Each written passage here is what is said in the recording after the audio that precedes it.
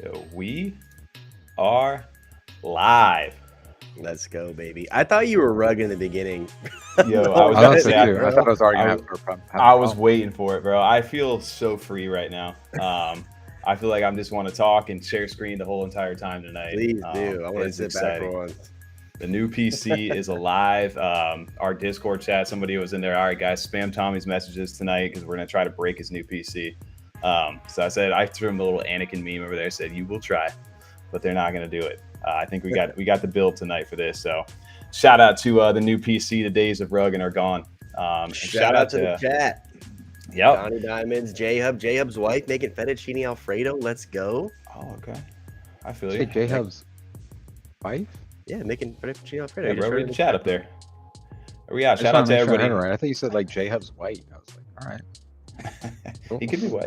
I'm pretty sure he is. I'm Yeah. sure we met him. I was gonna like say, that, yeah, so- we've seen pictures of him. We shared Okay. pictures on the stream, so I was just like, yeah, cool. So, All right. yeah, but guys, shout out to everybody joining us in chat over here.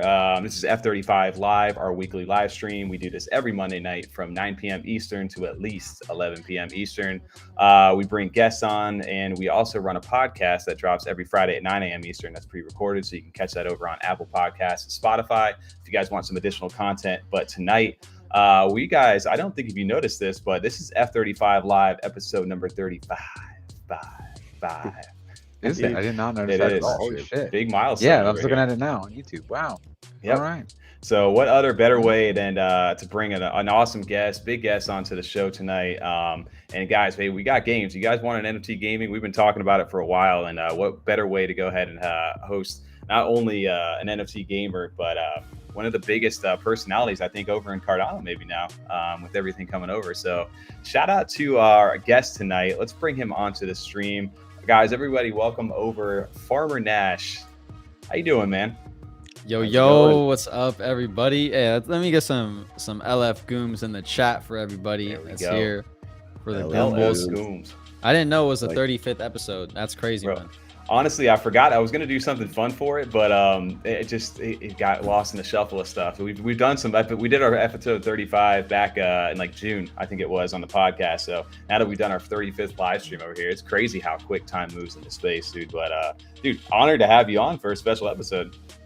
Oh yeah, thanks so much for having me. And yeah, I'm just ready to, relax, talk about some projects, and overall have a good time. Dope. Well, Let's you came do to it. the right place, man. We're like to keep it chill over here, have some fun, and just dive some deep into some projects, and also we'll dive into what you got going on tonight because we're definitely interested in what you're building over here, and you've got us intrigued with Goombles, so we definitely want to hear more about that, and then maybe we can dive deep into some more CNFT stuff or just the Cardano NFTs and that kind of conversation in general tonight. So. Yeah, everybody who's getting into chat tonight, if you guys don't know us, we're Freedom 35ers. We run a Cardano NFT podcast, have been doing this since October of 2021. So appreciate you guys if you're first-time listeners. If you are our longtime supporters, shout out to you for being in the chat tonight. Make sure you guys show Farmer Nash some love if you haven't. I'm pretty sure you've probably heard of him if you've been in the Cardano NFT space. You've jumped onto the scene quite big over the last few months. So very dope to have you here with us. We've seen you up in a lot of different spaces lately. And it's been great to get a chance to kind of see your passion grow for Cardano over these last few months, man. So can you kind of give us a quick little backstory of like what got you into the Cardano space in general? And what was your kind of initial impression going into it? Yeah, definitely. So I started out my kind of NFT journey in Ethereum, and then over to Ronin, which was the Axie Infinity specific chain. It's made specifically for gaming. Then pretty much back to ETH, checked out Sol for a bit, and then eventually kind of not really landed, but for now we're definitely touching down in Cardano. And I had only ever heard bad things about the entire chain. I've actually owned the token since 2020. Okay. wow. But never Oh, really wow. researched that much. And yeah, it was just there, like my wallet, just kind of sitting there. And then I didn't even know Cardano had NFTs until like, I don't even know how long it is at this point, like 5 to 7 months ago. I really don't know. It's because all I heard is like, oh yeah, they never deliver. It's been forever. They don't even have smart contracts, blah, blah, blah. So I'm like, you know what? I'm here. I'm trying to find the best NFT games. I've played games on Solana. I played games on Immutable X, on Ronin, wherever. Polygon. Let me check out Cardano. Maybe there's some projects over there. Okay. And holy shit, there was projects over there. There was a whole thriving ecosystem. It's like in a game when you get like a secret key or something and you unlock a whole new world. That was literally what it was like coming to Cardano. And then everyone was talking about tech. It was super boring. So we had to spice things up a bit. And yeah, now a lot of people are having fun and learning about tech in Cardano. And that's kind of how I landed over here. Nice. So you had Cardano was the ghost chain, right? That was the joke. I've heard a lot of people to say, especially coming in from the space, because I didn't know. Honestly, I didn't get into Cardano until the summer of 21. I didn't own it before that. I've heard of it, but never got really into it. So I kind of missed it. And my entry point was like around like it was sitting by about maybe like $1.50-ish. But I sold almost everything I had at that time to get into it once I really started to learn like the inner workings of it, because I was looking to plan for the future, and this seemed like the blockchain, and that was prior to even smart contracts and stuff coming out. So it definitely has been a bumpy patch over here, but we've definitely grown exponentially, I'd say, in the last year as far as the NFT scene goes. And dude, there's some passionate people over on this side, and I think you can kind of see that like people show up in this community no matter what, whether good or bad. So did you kind of feel a little bit of that hostility when you first kind of came over? What was that experience like? Oh, 100%. It was, I almost left, honestly. Really? Just because all the other chains, they like to have fun, blah, blah, blah. But Cardano was more like, all right, either you act like this or leave. And I definitely felt a lot of pushback coming in because I like to have fun. I like to, post memes. I like to just talk about how I genuinely feel about a project. Or just about anything really, and people didn't really like that. But I think now that people have warmed up to me, they not only have warmed up to me, they've warmed up to like a lot of the we'll call them like shit posters, sappy seals, your sense of humor too. Yeah, sense of humor. And not only that, it's like I always try to add alpha into most of my posts, and one in every like 5 or 10 is a shit poster, a meme or something. Yeah. So once people realize that, they're like, okay, hold up. There was all this volume coming in when Wob and other people joined, and there's so many people that checked out our ecosystem that used to discredit us. Maybe there's something here that we were overlooking. Yeah, there was major pushback, but once you got through that initial hump, it's been an amazing journey. Met so many cool people, even IRL and stuff like that. So it's been awesome. I just thought it was funny, like all you guys came over here from ETH, but we always preach all the time. We want people from other blockchains to come over here. But if people get that reaction that you got, like you said, you almost left. What if you did leave? Now we wouldn't have you and a couple other people that stayed over here. So I think we have to kind of revisit how we approach new people that come to this blockchain. Yeah, it's like if I wasn't trying to find the best NFT games and stuff like that, I would have been out of here. But I noticed, like, I think there was a few that stuck out to me. Like, Derp Birds was an awesome community. They really welcomed me. The Ape Society was awesome. One of the best, for sure. Two of the best. Yeah, and then I figured out about, like, Cardano Warriors, Makasi, and Cornucopius. And I was like, all right, hold up. I got to stay. I got to check this out. And the memes were rolling still. And, yeah. Oh, yeah. Derp's a fun community, man. They've got some crazy, definitely some characters in that thing. And I think we actually had the pleasure of having Dave on right before Derp's really took off, and he kind of like prefaced it with that whole like thread tweet of why Derp Bird should be like a top Cardano NFT, right? That was like a whole thread on that. And he came on the show. He's like, dude, get ready. The rocket ship's about prime for launch. It's happening. And sure enough, like literally a week later, boom, they took off. And we saw a lot of people on the east side that were like, hey, what's your favorite Cardano project, or what's the best project over here? And everybody was like, Derp Birds. We like Derp Birds. We like the community and stuff over there. So it's a testament to their to them bringing in, fostering a good maybe like introduction to you guys. No, yeah, facts. Like their community is very I'm gonna say like silly, and they like to have a lot of fun. Yeah. And yeah, NFTs have a very real use case for the future, but right now I think a lot of people which are just building like the main fan base for actual projects, they're here for entertainment. Yeah, they're here to flip and make money, but they're also here for entertainment, right? There's like billions and probably trillions of dollars that go into entertainment every year. So it's like, I don't understand why people overlook it so much. Same goes with gaming and things like that. And Derp Birds I had a great time, and I ended up buying 2 of them that I like them so much. Dude, well, it's like I said, you want to have fun with it. Like the community is everything at the end of the day. Like if you don't have a good spot to go to like, because there's not always those buzzworthy news articles that are out. There's not always the exciting time. So you got to have some fun in that downtime in between, big things happening. So definitely the Derp community is fun. I don't know where he is tonight, but shout out to Slumber Shark when he does jump over into the chat. He gave us that Derp meme where he said "Good morning" or "I'll cut it off." That threw us off. I read that live on stream on accident. I had no idea what I was reading, and then he sent it to me the next day. He was just like, "Laugh my ass off, bro! Like, what did you just say?" And I got him. I was like, "Fuck."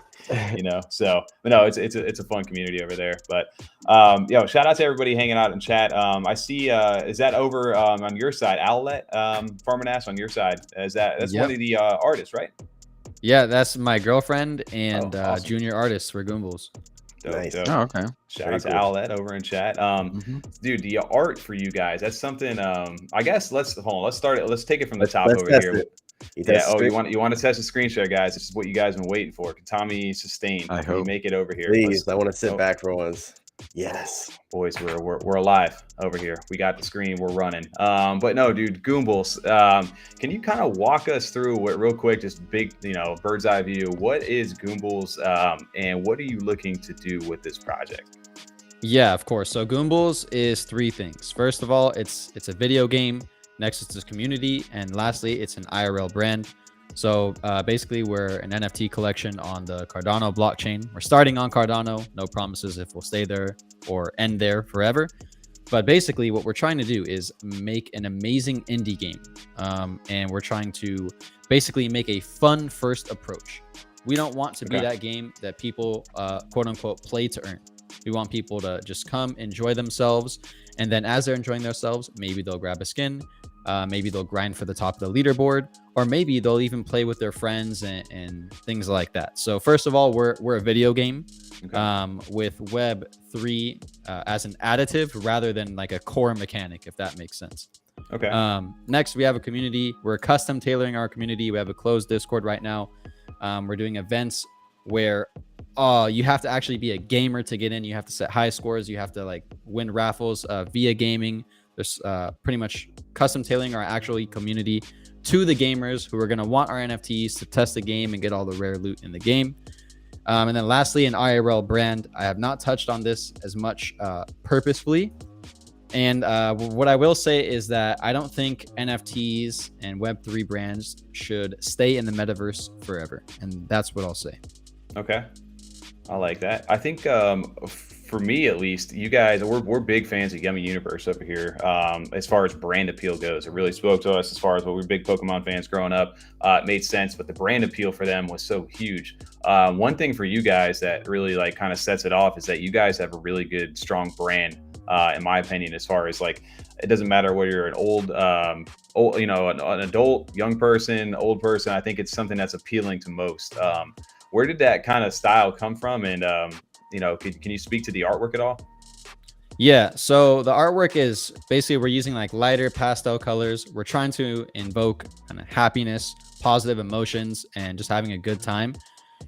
We wanted to make sure that our character was easily kind of replicable so that people can make fan art and all sorts of things like that.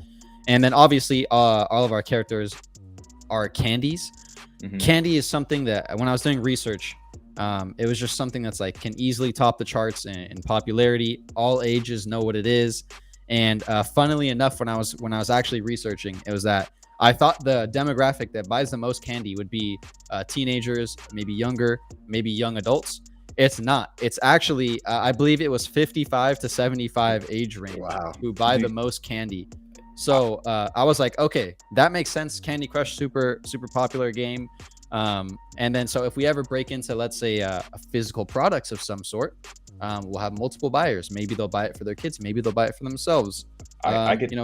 I can promise you on the demographic side of stuff, that is totally true. I came home this weekend for down south, and I catch my mom in the office over there, and she's playing some like Candy Crush game on like Facebook. And I'm like, Mom, what are you doing? She's like, oh, I got to go to the casino. I got to hit my rolls. They just read up over here. I'm like, are you kidding me right now? You're like 60 years old.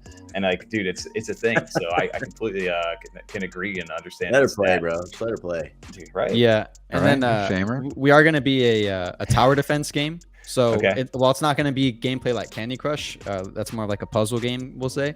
Tower defense is something that's extremely easy to pick up and learn, and it's really important like to onboard people because they don't want to play a game that's super complicated. They're going to have to spend a month to learn how to actually compete and get like their first kill or something. We want to be a very simple game where if you just want to play for like 10 minutes a day, you'll be able to hop in and have a good time. And that's kind of like where our branding came. It's like, all right, the game flows with the art, flows with the color palette, flows with everything. Awesome. So when you say I can play for like 10 minutes a day, I can set up like Clash of Clans style, set up my area, my fort, my towers, my walls and stuff, close it down and let it still kind of run and play and do its thing. So currently on our roadmap, which it's not public yet, so I guess this is like kind of alpha, we don't have a base builder mechanic in there. So we're not doing a base builder as of right now. Okay. We're doing something more like balloons, where there's a few set tracks. The enemies are coming on the tracks. You have to commit your resources over here or over here, over here. We're going to be fully 3D, right? So it's not going to be like kind of the old style like balloons. We're going to be more modern, everything like that. And then lastly, we're going to be multiplayer, right? So one of the most addicting things for gaming is like, I want to climb the leaderboard. I personally have played League of Legends for 10 years or more at this point. Jungle, like baby, since season 1. There you go. And like, I swear to God, I was not having fun while I was playing. I was just trying to get my rank up. And I'm like, we got to put that in the game. So yeah.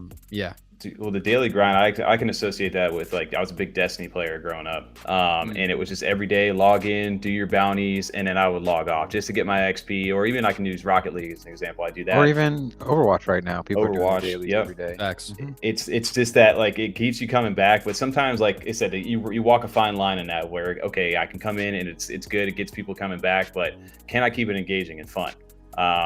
Do you guys have, what's your plan, I guess, when it comes, obviously we're not going into too much spoilers or anything like that, but is there a plan on like the a focus on replayability, obviously over everything? Because you guys are not marketing this necessarily as like, hey, we're an NFT project, hey, we're a game that's associated with NFTs, right?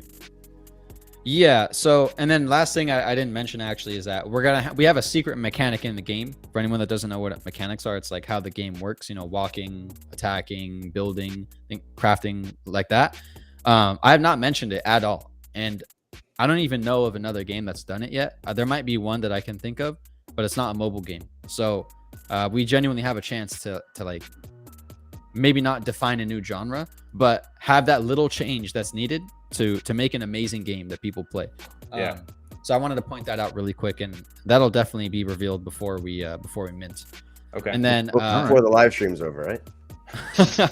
maybe I could show you guys after the live stream. But there we go. Right. Real quick, cameras are off. Don't worry. You can say whatever you need to say, Nash. Like, we're going to shut this down, guys. We'll catch you guys later. All right. See ya. Peace. I'm sorry. What I went totally off track. What was the question? My plan of like how I'm going to mix the game with the NFTs? Yes. So Tom, is it, you have to have Tom, you have to yes. have an NFT to actually play the game, or you can play the game without an NFT? So first, we're going to launch our kind of closed alpha, which is more going to be a test run of the game. So the way games are built is like, you don't just build a game and then have people play it, right? You build kind of like a prototype, you play it, you test it out, you see if it's fun enough to keep building. So we're going to get a lot of feedback. We're going to have like, 1,000, 2,000, however many holders who want nothing more than our game to succeed so that their NFTs are probably worth more. So we're going to get some feedback in our alpha, and that's for holders only. Okay. And once we do that, we're going to iterate on our game and change it, make everything great. That's going to be single player to start out. We're going to test the mechanics and things. Once that's done, we're going to go to multiplayer, probably holder only, and then eventually it'll be free to play for everyone. Okay. That's awesome. What is and I guess we're not jumping too far ahead of this, because obviously mobile is a huge thing. I know you guys mentioned, I think in a Twitter space I was listening to, you guys are focusing on the desktop kind of PC version only. What is like the plan like long term? Is obviously, I'm assuming mobile is going to be big for you guys. Yeah. So right now it's the Android, or like the Google Play Store, excuse me. Ideally we'll get onto iOS, and the reason why we're not like rushing to push out the mobile build and we're going to start with PC is because like we don't know what Apple's legalities or what they want to do. Right. They just banned gas, or they didn't ban. They said we want 30% of gas fees. That's not possible. You can't get 30% of the gas fees. That's not how a blockchain works. And they know that, right? They're just doing that so you're pigeonholed to basically shut down at that point. Yeah, exactly. So yeah, we're really focusing on like optimizing the game for mobile and building it for mobile, but the first build will be for PC, if that makes sense. Oh, that's perfect over there. Not to ignore chat. I know there's a ton of comments coming through. Shout out to I see Slumber Shark sitting over there. I saw Atlantic back over there earlier.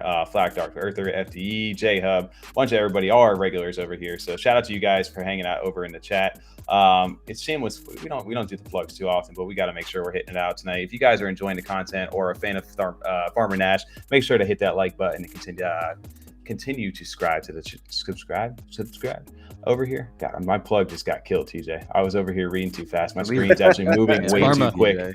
No, my screen is going way faster than what it's normally at. Oh, now it's going too fast. Okay, all right, you got a new PC. Very cool. All right, too fast. This is going to be the new joke for everybody over here. But yes, if you guys are enjoying the content, make sure to hit that like button and subscribe. Back to our the regular scheduled program over here, guys. TJ's over here asking. We got arrow art. I was going to go back to this over here because this is a question I've heard quite a bit, and maybe you can kind of shed some light over that. How can people right now currently get a whitelist for Goombles? So there's currently 4 ways to get a Goom list, is what we're calling them. Number 1 is we just actually announced something today where you can play the Mad Dog Car Club NFT game for free. All you need to do is download it. It's like the first post that we made. Yeah, it's right there. It looks super dope. It's a great Cardano NFT game. We want to support them and get people actually playing all that. So you can play that game. There's 50 Goom lists, right? And chances are, if you play that, you set a decent time, you'll probably get one, honestly. Next is we host game nights in our Discord. So if somehow you found your way in our Discord, which maybe if you stick around, you might find your way in there tonight. Then we have game nights where we give out Goom lists. Also, just be active in the community, which is way number 3. I notice everything. I know I might not like or comment on everything, but I notice it. And then the last way is to make art and memes in our Discord and on Twitter. Like I said, I notice everything. I see all of them. And those are the 4 ways as of right now, while our Discord is private. Okay. Perfect over there. So, yeah, like you said. I forgot one last one, actually. I'm sorry. We had a thing called the Goom list application, which is our pinned tweet right now. It's over now, but a bunch of projects and content creators were able to sign up. And let's say they sign up and they get accepted. They get like 5 Goom lists they can give out to their communities. So over the next few days, a lot of communities are going to say, hey, we have been authorized to give out like 5 Goom lists or 3 or 10 Goom lists. So, be active in the other communities too. And hopefully they were gifted some. Awesome. Perfect. That's a good. Is there a set cap limit on the number of Goom lists you guys are going to be doing this at, or is it going to be essentially the whole mint? Eventually, you're looking to basically whitelist everybody for the mint. That's a good question. I want to give out as many Goom lists to people that deserve them, if that makes sense. So I don't want them to just go into the hands of someone who's like playing Rumble Royale and like reacting to a Discord and it's not there, and then we're just like giving them out and it's so easy to get, right? As long as there's someone who I think is deserving of a Goom list, chances are before we mint, they'll get one.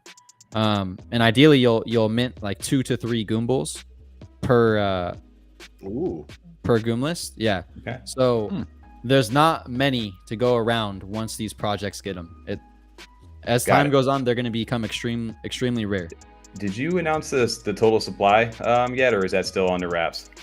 I have not announced it, but I'll announce it right now. It's going to be a 10,000 supply. First of all, we're going to launch 50%, so 5,000, and then next we're going to launch the other 5,000. So total 10,000 for our first collection, and we're going to have a max of 3 policy IDs forever. There you go. You heard it here first over here. A little alpha for Goombles, 10,000 supply, 2 mints, 5,000 as of right now. Correct. Awesome. Okay. So that's very interesting, dude. I love. I mean, it's a good way to do things, especially for people being active. I do remember when Mallet Order was doing stuff. They had a lot of games and things that people had to do to get roles in order to mint. So it gets to. I feel like people have a way more sense of attachment and involvement in a community if they have to work in order to get to want to be inside of the community. Have a way less chance of like just being dumping it on the floor or flipping it right after mint if they've had like some sort of an emotional attachment of earning that spot. Yeah, and that's why I love the kind of thing we're doing, which is I guess play to whitelist, if that's what you want to call it. Is that you don't really have to like work hard or grind or anything. It's more of like you could just play a game, and while you're having fun, you could earn a Goom list, and that's literally what we're trying to custom tailor for the future of our project. We want to get our NFTs in the hands of gamers. They're going to play and use it, right? So it's kind of like a win-win, and it was carefully planned out, and everything like is for a reason, if that makes sense. I mean, it kind of finds out who's the gamers, right? Who really wants a whitelist to play your game, you know what I mean? So, you know, like you said, they make it fun and they get the whitelist out of it.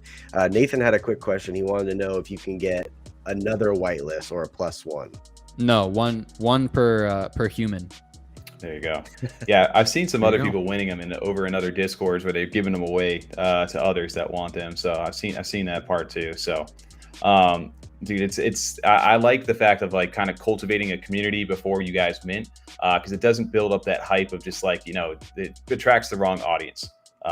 So it's a good way to go ahead and really get a buy-in from your community and grow it early before you guys get a chance to mint. So I know we haven't talked about the official like mint date or anything like that, and I don't know, just for the viewers watching right now, when is the official like mint window or slot for you guys going into that in the next year?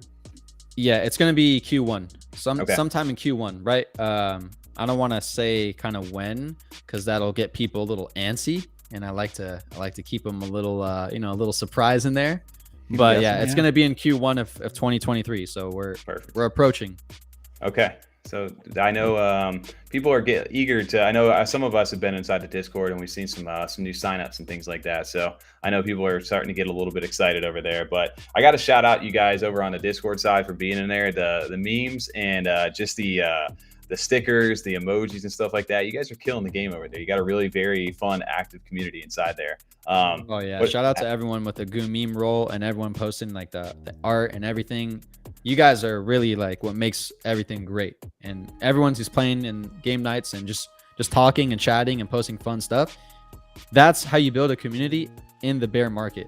Like, it's so different building a community now versus in the bull market. And I really appreciate everyone who's grinding all that. You guys are the best. I see some of them in the chat too. The pink Jeep one of you running over he said the guy with that gift, that one made me laugh pretty hard. Dude, there's so many of them, they're hilarious. Honestly, whoever made who makes the emojis and stuff for you guys, because my favorite one has got to be the one where it's like sticking his tongue out the whole time, where he's just like the Goom face and it's just like staring at you. It's the weirdest thing, but it's like hilarious to me. I don't know why. I use that one all the time. I mean, some of it is done like by one of our artists, some of it's done by Outlet, some of it's done by the community. It's just like a group effort, honestly, and that's what makes it like awesome. Yeah, dude, it's so much fun. You guys are killing the meme game over there, so it's a lot of fun. I know we were talking about this maybe a little bit earlier, but we've been teasing the Discord. I don't know, maybe it'd be time to drop a link maybe on the chat. I don't know if we've got 44 people sitting in here right now. It may be a good time to drop that. I think we got enough people in. I just want to make them wait a little now. Now we're talking about it. I think they want to see the memes now. You talk about it. Nash, you think we should drop a link inside the chat for everybody? Yeah, I see a lot of people are already in here, so shout out to you guys. But yeah, let's drop it. Let's get some more people in there. All right, bet. Let's let me see if that link is not copying. I'll paste it. You got it? Okay. Yeah, this might work. So the first 25 people to join that is the Goombles Discord. I'm gonna click it 25 spots. Yeah, that'll get you in. Yep. There's your alpha right there, guys. Make sure to, if you're not in there, click that link. It's a race right now. While you guys are doing that, again, TJ, you want to hit us with this plug this time? Because I completely butchered that last one, man. Enjoying the show? Make sure you like and subscribe. Appreciate that, guys. It's nice and easy, straight to the point. But no, that does help us. It makes us happy in this bear market over here. It's tough over in YouTube world right now. So every like counts to help grow the show. So appreciate y'all hanging out. If anything, just Farmer Nash, dude. Appreciate you hanging out with us tonight, and those likes are for you, if anything. So Guys, I saw like the damn video. Come on, what are you doing, saying, dude? For real? Go. Buttons, I haven't pulled up the Discord over here right now. I'm curious to see how many people are joining over there. Getting some new members over. I think they might be getting stuck on the Verify? captcha. We'll see. Oh, there's like I think 15 so far. Oh, they're coming in quick. Uh oh. Somebody said link over in this chat. Go. Open up the floodgates. That's funny. Dope. And then I know later on into the stream too. I know we do. What's the? I guess being in a Discord is one thing, but is that essentially whitelisting you into the mint, or is the whitelist separate from just being in the Discord? No. So if you're in the Discord, and by the way, there's 20 people that joined, so I think there's 5 more spots left for anyone that's here. But just being in the Discord, you vastly increase your chances of earning a Goom list. So you're not guaranteed to earn one, but you're going to be able to participate in game night, which is actually happening in like literally about 24 hours. It's an hour and a half from now tomorrow. You get to see sneak peeks, as well as just be like a part of the community. And if you're active, I'll notice chances are you'll get a Goom list. Nice. And we're not going to go public for probably like 2 weeks. So you'll have like I said, a very high chance to earn one. Awesome. Okay. We'll definitely make sure to stay tuned towards the end of the stream too, because we do have 3 of those courtesy of Farmer Nash out here. So big shout out to you for doing that, and shout out to everybody else. The link is in the chat right now. I don't know if there's any left. I know there was 5 for a second ago, but make sure you click this link. It's a one-time link. The first 25 in get into the Discord for Goombles. What was the so how long have you been planning this project out for? Because I know you were on Ethereum and Solana before. What made you really choose Cardano out of those 2? Yes, I've been planning this project for a long time. It's been in my head, and I've been like forming the plan since 2021, right? But not developing that entire time. Like I actually posted something about a week ago, and it was of my old project that I was going to launch called Plant People. I don't know if you guys saw that. Yep, I did. And it actually kind of got like a lot of likes, and even L, shout out to L, he was like, hey guys, I'm launching my collection. And it was the art that we made for that. But anyway, that got scrapped. And I learned so much. And I took everything I learned and I put it into Goombles. And the reason why I launched on Cardano, I could like talk about this all day really, but number one, I went to CNFT con. I met everyone IRL. I realized there's a lot of actual humans here. Cardano holder counts are very low compared to other blockchains. There's a lot of diamond hands, a lot of community members who genuinely care about the projects. I really like that. Number two, the reason I ever joined crypto and got Bitcoin was because of decentralization. So I think it's important to not have 3 staking pools like run your entire blockchain, if that makes sense. So I like that. I just like the community. I liked the vibes. I liked everyone. Yeah, they were dicks at first, but once you get over that, it was oh yeah, there's a post by the way. Yeah. Once we got over that initial hump, I was like, you know what? Everyone's here for the right reasons. They really want to see their community succeed, and a lot of them are here for the long term, if that makes sense. And then I guess the last reason I'll say, and this is maybe not a reason that people want to hear, but it's, you got to be honest, is that I could either launch on Ethereum, probably make a lot more money, probably have 30 times more trading volume and get way more royalties, because that's just how the market is there. But I'll be like project number 300 on Ethereum. Cardano, I have a chance to be like a top 20, a top 10, even a top 5 project if we execute well. Be a good fish in a small pond. I hear you. That makes sense. Yeah, so it's just one of those things where it's like, I really want to grow with the chain and help the chain grow, instead of just getting dumped into an ocean as a tiny fish, if that makes sense. Yeah, I respect that. It makes 100% sense. Like you said, it's also a good spot to build though too, because it's we are so early over on this side. So if you got something quality, man, you got a chance to really, like you said, set yourself apart. Well, even too, like it benefits like the resources you probably have from the other chains and bring them over to here too, so you can help onboard people to this blockchain. Yeah, you have a little more room to build that on. No, I personally have onboarded like literally, and I'm talking in the DMs, like me, probably 100 or more people just from Ethereum, from Axie. They're like, hey, I see you post about Cardano. What is it? I'm like, here's Nami, here's JPEG Store. Give me your wallet address. I'm gonna send you your first NFT. all that stuff, and that's how you do it. And that's what happened to me, and I've kind of been like returning that, you know, like tenfold, and it's been crazy. That's awesome. And I think that's why a lot of people connected with you after the fact of like, okay, you're not just here for the hype and the shill, like you're actually here helping to grow the chain. And I think that's where that at the end of the day, that's all that matters. It doesn't matter where you came from or what you've done. You know, this is where you're at moving forward. So it's cool to see like a humble post like this too, of like, hey, I started here, but look, you know, that didn't work out. But now it's allowed me to make this opportunity with Goombles, and you know, everything works out for a reason. So it's cool to see that backstory over there. Also I see we got a question over here. Just had to shout this out. Nash, did you main Kirby in Super Smash Bros? Absolutely not. I mained Bowser right now, and I absolutely destroyed Dave from Dirtbirds. So. I heard about that. Damn. Yeah, you're a Bowser main over there. I am a main Kirby, not gonna lie. Dude, I'm a Pikachu. I used to be so annoying with the lightning all day, just thunderbolting you right off the edge. But That's all back wrong. in the day. I take DK, I put you on my back, I jump off the edge. Do that too. Oh man, and I just looked at the chat right now, and then Moose Slayer said, "I just got back. Any links for Discord?" Man. Oof. Oh man. Rewind 6 minutes. Yes, rewind 6 minutes and pretend that link is still active. Yeah. There is a chance opportunity to win whitelist spots later down the stream over there. We do have 3 of those to give away later. So if you guys missed out on that first 25, that sucks. But we do got something for you later in the stream. So don't worry about it. But no, dude, yeah, super cool to see this post over here. I did see L's little shit post back with it to mess around with it, but it was dope. Yeah, so other than that, man, Goombles over here. So I know you've been in multiple Twitter spaces. What's kind of the next, what's your guys' like end goal over here wrapping up 2022? What are you guys looking to get across? Or are you guys kind of just preparing, getting ready for 2023?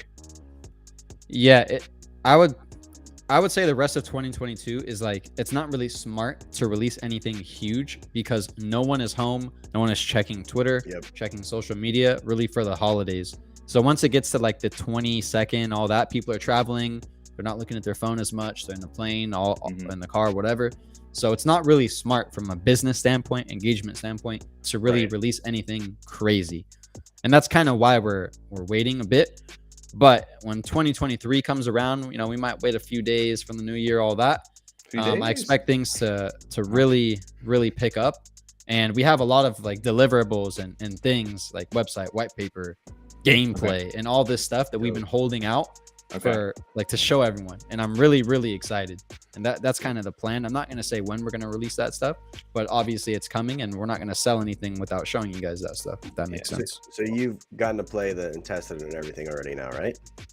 I've played the game. Yeah, correct. Dope. That's awesome. Well, if anything, people need to have that notification bell on and make sure they're following you guys over at Goombles on Twitter for any updates over there. It sounds like the new year, you're going to want to make sure you have those notifications on though, because you guys, dude, gameplay is going to be fun to see, because it's one thing to give, you know, a bunch of illustrations for everybody. It's another thing to see it in action. Yeah, especially if it's something fun too, man. So, dude, good to hear. We got some good alpha over here. Is it going to be a browser game, or is it going to be an actual downloadable game that you have to get a different engine, not engine, but a different application for? So, like I said, it's built for mobile, so we can like 99% run in a browser. The alpha is not actually going to have NFT integration. So basically we check your wallet for an NFT. If you have it, you get access. You'll have an account and stuff like that, right? Okay.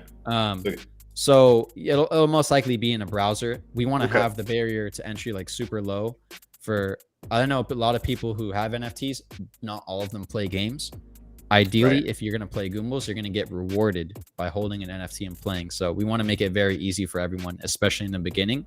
But in the future, right? So future builds of the game, we'll have some type of launcher. Ideally, we'll be on, let's say, Elixir launcher, who's an amazing Web3 launcher, kind of like Steam.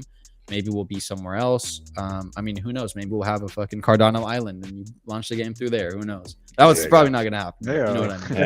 Yeah. I did see over here from Slumber Shark, he said, how did you get your inspiration for the artwork of Goombles? Yeah, I touched on that a little bit. I just wanted something very cute, very fun, very simple and replicable, so people can make stickers and memes and all that. And I wanted it to obviously be in the theme of candy because it's recognizable for everyone, including IRL brands. So color palette, we had to go with, you know, extra cute and stuff like that. And yeah, that's pretty much how we got our artwork.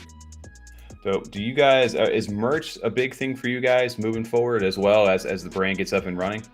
Oh, that's a good question, man. You know, like I'm going to come at this not even from a Goomble standpoint. I'm going to come at this from a Farmer Nash standpoint. Okay. I don't really think merch, like paid merch, is utility, if I'm being honest. Okay. I genuinely don't think that's utility, because if I'm making a brand, right, and I'm a founder, not even of Goombles, let's say I'm a Sappy Seals founder or whatever, right, I want everyone to be able to buy my products and get me revenue. So why would I only allow my holders to buy my merch? Maybe if you want to have a very rare drop of like 500 sweatshirts or something, then sure. But merch it's definitely gonna come, right? It's gonna be on the roadmap, all that stuff. But it's not really something, and we've already been looking at designs, even ordered a sample or two, which is probably gonna take forever to come because Christmas shipping. Right. But it's not number one priority, right?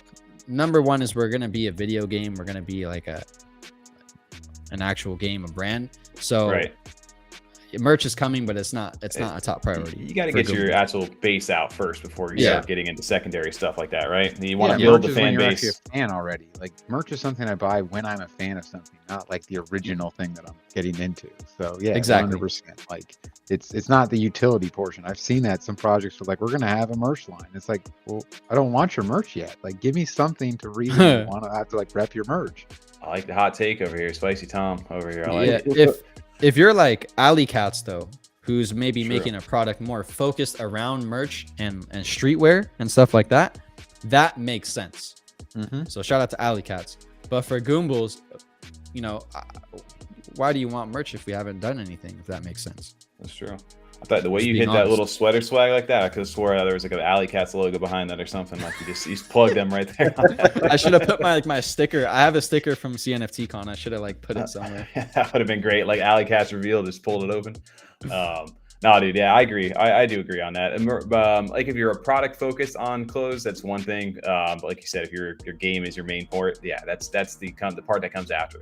Because you want people are going to want to buy that stuff from you after they're a fan of that stuff. I can use like Yummy as a great example for us. I'm never a big merch guy, but once that stuff dropped, I was already a big fan. I was like, yo, give me everything you guys got. I want to be a part of that and rep that. So cool. So okay, we pretty much covered quite a bit about Goombles over here. We did get some alpha. If you guys missed it over there, a 10,000 supply, minting in 2 different phases of 5,000 each. No mint price, but dropping in Q1 2023. And we want to have notifications on within the first few days of January, apparently. That's all we can kind of give you guys over here. But dude, appreciate it. Anything else on the Goombles front that you want to get across for anybody who may be watching, who's maybe heard some of your spaces, and there's anything else just I guess in general to the Cardano community that you'd like to kind of get across for Goombles itself? Yeah, before I do that, I want to say one more thing about merch actually, which I didn't say. And that is, we're not going to be dropping like the cringe anime merch, if that makes sense. Okay. Like the full shirt, like the Virgin merch. No, we're not going to be doing any of that. Yeah. If we launch merch, we're gonna do like more kind of a streetwear, but also like a cute type where you know, you could wear it to the boba store, you know, get some baddies at the store. You could wear it to Target, flex on the broke boys, all that stuff. So yeah, merch. We're not gonna do like a weird broke boys over here, guys. Flex on the broke boys. That's what you can expect. Exactly. Dude, I will have to. If you guys will have a missed opportunity if you do not do some sort of plushie with what is the official name for the pink character that you guys have? It is Goomy, dude. Because you guys have a perfect opportunity. How Yummy has their plushies over there, dude. That thing would make a perfect plushie for kids and stuff, or just in general for anybody who wants to collect. If you guys, I'm just throwing that out there. If you guys haven't already got that, animals for his bed. That's what you got. Basically, yeah, I need new pillows, so you know, we're throwing it out there. I 100% we need that.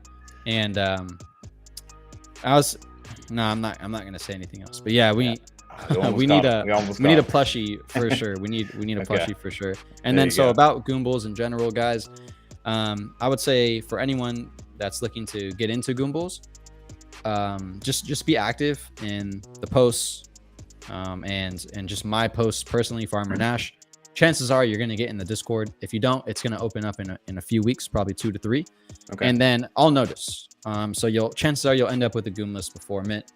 Okay. Next is that our project is quite literally focused on gamers. So what a lot of people think when they see a game is like they see these AAA quality graphics, they see these amazing animations and all this stuff. It's like we are an indie game, so we know our lane. We're trying to stay in our lane, and we know what our scope is and what we need to accomplish, right? We're not trying to be the next Call of Duty or Battlefield or Halo or Fortnite. No, we're not trying to do that. We're trying to be the next Among Us, the next Death's Door, Binding of Isaac, and what's another good? Clash of Clans. Like those games that started out extremely small and worked their way up to an amazing community and huge player base and a, kind of like a world-renowned brand. So we know where we need to start, and we're not going to be like a metaverse or any of those things. And we're going to try to attract genuine gamers and onboard them to Cardano and other, maybe even other blockchains. How many people are on your team? So right now, the team consists of me as a founder. We have a web and smart dev. We're going with Omelet Dev. He did the Angel Baby Hit Squad, and Lazy Llama's Mint. So he's been here for a minute. And then for our art, we're going with Point Planet Studios, who's an art studio. They help with our concept art. They help with in-game art, as well as a collection and a few other things. We have a very special artist from Cardano that I'm not going to mention doing our one-of-ones, which I haven't even told anyone actually. And I'm not going to say anything more about that. Oh, hold on. We heard one-on-one. Okay, I like this. Yeah. Is more than one? A few? Oh, do you, Tommy? You like those? Yeah. I did. We have a number of one-of-ones in the collection, which will be done by an artist. Okay, perfect. Okay, I like that over there. Way to stick to it. Yeah, and then so the last part of the core team, which is me, Point Planet Studios, and the Smart Dev, would be our actual game developers, who is Enthusia. They're an indie game studio run by two amazing devs, Dan and Cody. And they're basically making a lot of the in-game art, the systems, all that stuff for the actual game. And then we have some other teammates like Owlette, who's our junior artist, who's helping out with stickers, touch-ups on the NFT traits, as well as like promo art and other things. We have three amazing mods. Shout out to Clam Digger, Vase, and JK. You guys are the best. And then we have a bunch of like concept artists and things like that, but I don't really count them as like part of the team, if that makes sense. Yeah. Any like in-game benefits to the one-of-ones, and also if you have a rarity chart in a sense, do they have any perks as well as far as the collection goes for the game? So I'm not going to touch on the one-of-ones because I literally kind of just leaked that right now. I don't want to say too much. But yeah, so currently for our 10K collection, once again, we're going to launch 50% first and another 50% in a later time. We will have 3 separate characters, which is going to be 3 bodies.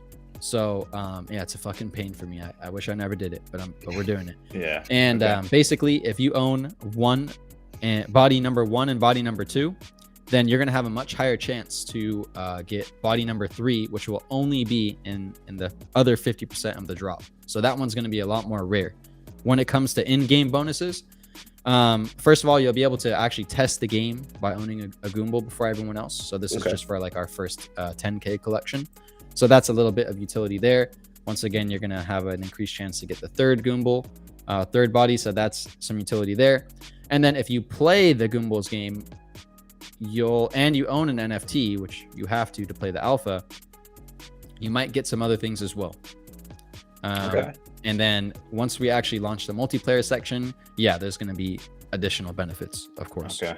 Yeah, I see. We won't press you too much. I see a lot of one-on-one talk. We didn't mean to direct this directly to the one-on-ones, but if there's not some sort of a seal kind of thing over there, I think people are gonna. That's good. One Sappy Seals Goombles one-on-one sneak peek.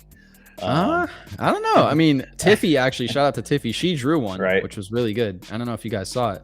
Oh, dude, I did see the one-on-one for the Goombles one. Dude, she's been crushing the game over there. I absolutely love all of her artwork, man. That's one thing about the seals that's got me considering over here is the price is a little steep from me buying in, especially on the Ethereum side. But dude, this makes me want to get one. I'm not gonna lie. Yeah, that's really cool. It's so shiny and cute. And also, Shout out to Owlet for making the Giga Goom too. That's not going to be a one of one. Neither of these will be one of ones, but I love those are like my two favorite ones. The Giga Goom. It's fun to see the community get involved like that too. And Yes, like, exactly. how they're enjoying it then. Like when they're doing this, it's like, this is awesome to see. Dude, this guy makes a good point. A recorder water said, "Do you even CNFT if you don't have a Tiffy seal?" And I thought I needed an actual seal to have one, but I need to hit her up. I don't know what she does anymore, if she commissions those things, but dude, I need to get me one of those things. We did have a question too. They want to know if you can talk on the price, the mint price in US dollars.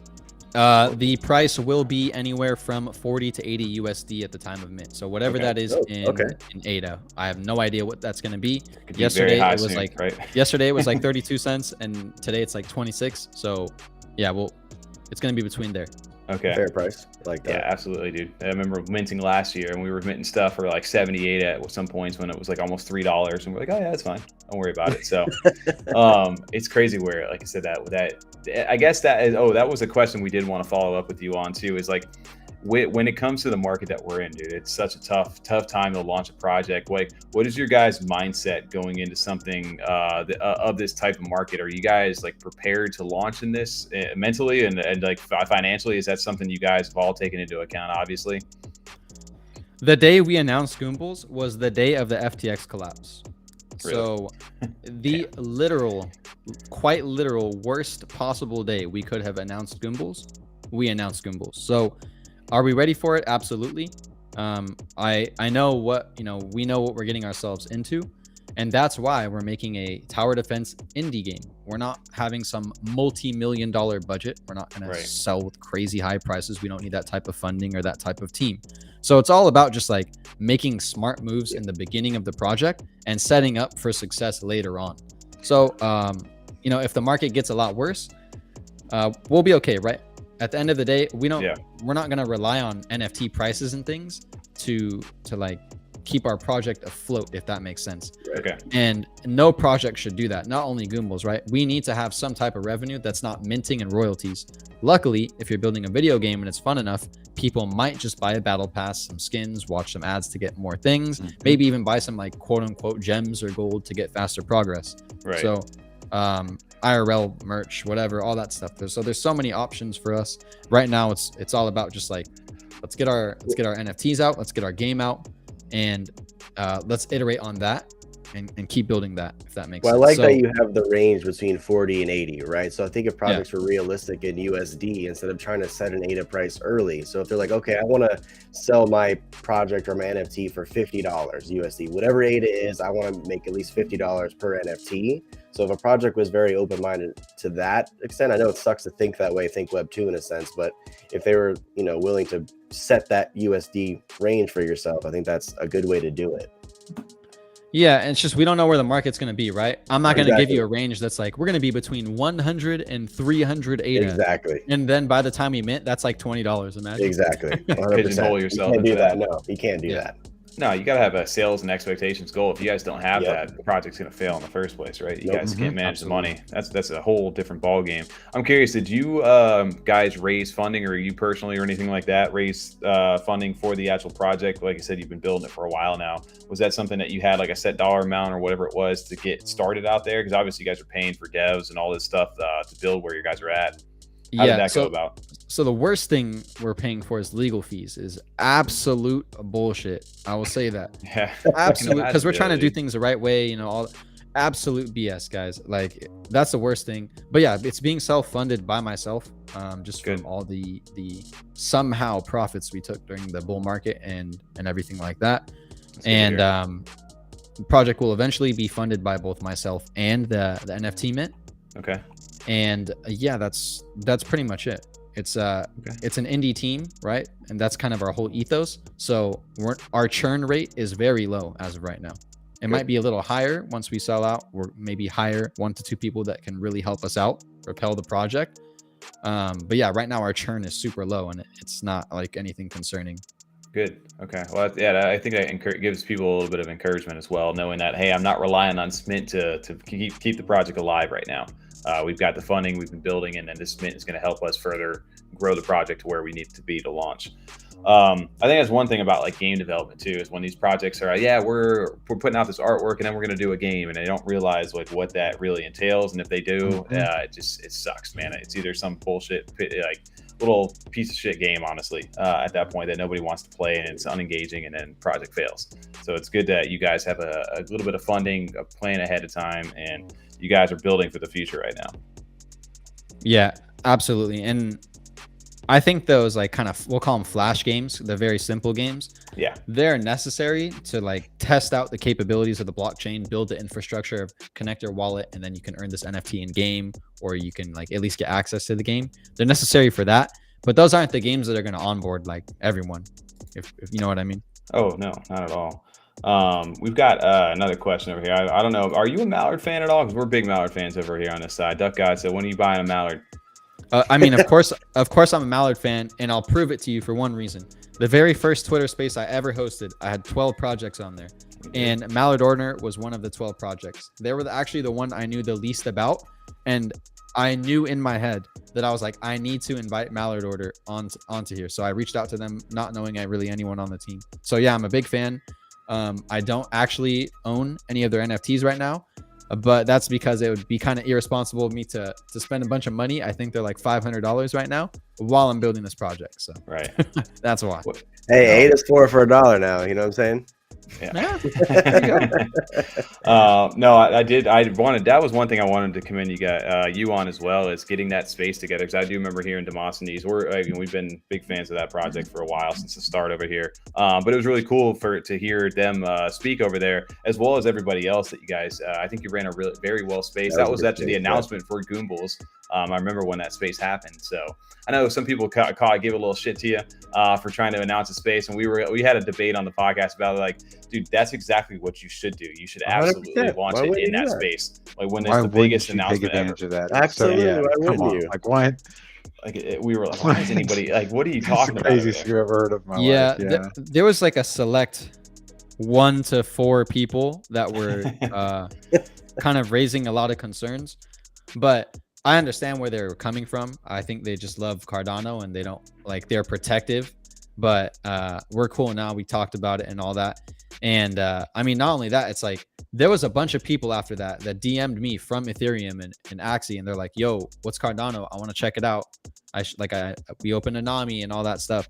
And it was like, even people were DMing me like, I didn't know that Virtua is doing this, or I didn't know that Mallard Order is doing that. Like, oh, I'm more here on the Makasi side of Twitter. And I'm like, well, there you go. That's what this is all about. So yeah, I learned a lot from the Virtua. I think Tommy and I were talking about that too. I learned a lot from your space about Virtua, because I didn't know anything about them. There you go. So the positives definitely outweighed the negatives, for sure. Absolutely, dude. I think you should continue to keep getting those spaces together. I'd love to see one for like content. Like, I know I mentioned that before, like content creators inside the space too. Like, kind of blow it all up and get people mixing it up, because that's how you get innovation and people start to grow. They can network with each other and really grow this small little niche space into something bigger, where we can kind of branch out. Because Twitter spaces, dude, they're powerful, and you can gain a lot from getting those people in there. So yeah, and now actually, people are starting to warm up to live streams on Twitter, which is good for you guys, because you are already top tier quality stream in the game for CNFTs, and even mostly like NFTs in general, honestly, for you guys. So it's like you already have a leg up on everyone, because people are getting into live streaming on Twitter now. Dude, and ours isn't working again. Damn, I just checked it as he was talking about it. Well, it wasn't working. Oh, the live stream on there. Yeah, I know with Elon and stuff too, they're talking about monetizing a lot of like content and stuff going to that side. So you'd be a fool not to take advantage of that platform right now. So that's where a lot of this future is moving right now. So, and it's exciting too, because Elon's a big supporter of NFTs and crypto. So, or not NFTs, maybe Doge. Crypto. Doge, yeah, get in a Doge. So we'll get Doge NFTs here soon. We're running on the hour right here for on the Goombles section of this. We do have 3 whitelist spots. We have 55 people inside the chat over here. I feel like you guys have been waiting long enough over there. If you guys have been hanging out, appreciate you guys jumping into the stream. If you're just tuning in, dude, we talked about a ton of Goombles info. You can go back and rewind this a little bit later. A ton of alpha dropped over there, and big shout out to you, Nash, for hanging out with us, talking about the project. We do have 3 whitelist spots up for grabs, or Goom lists, I think, as you call them over there. How do we want to run these giveaways? TJ, you got the Nightbot tonight? I do got love. We got love. Yep. Nash, we like to do a fun keywords over here.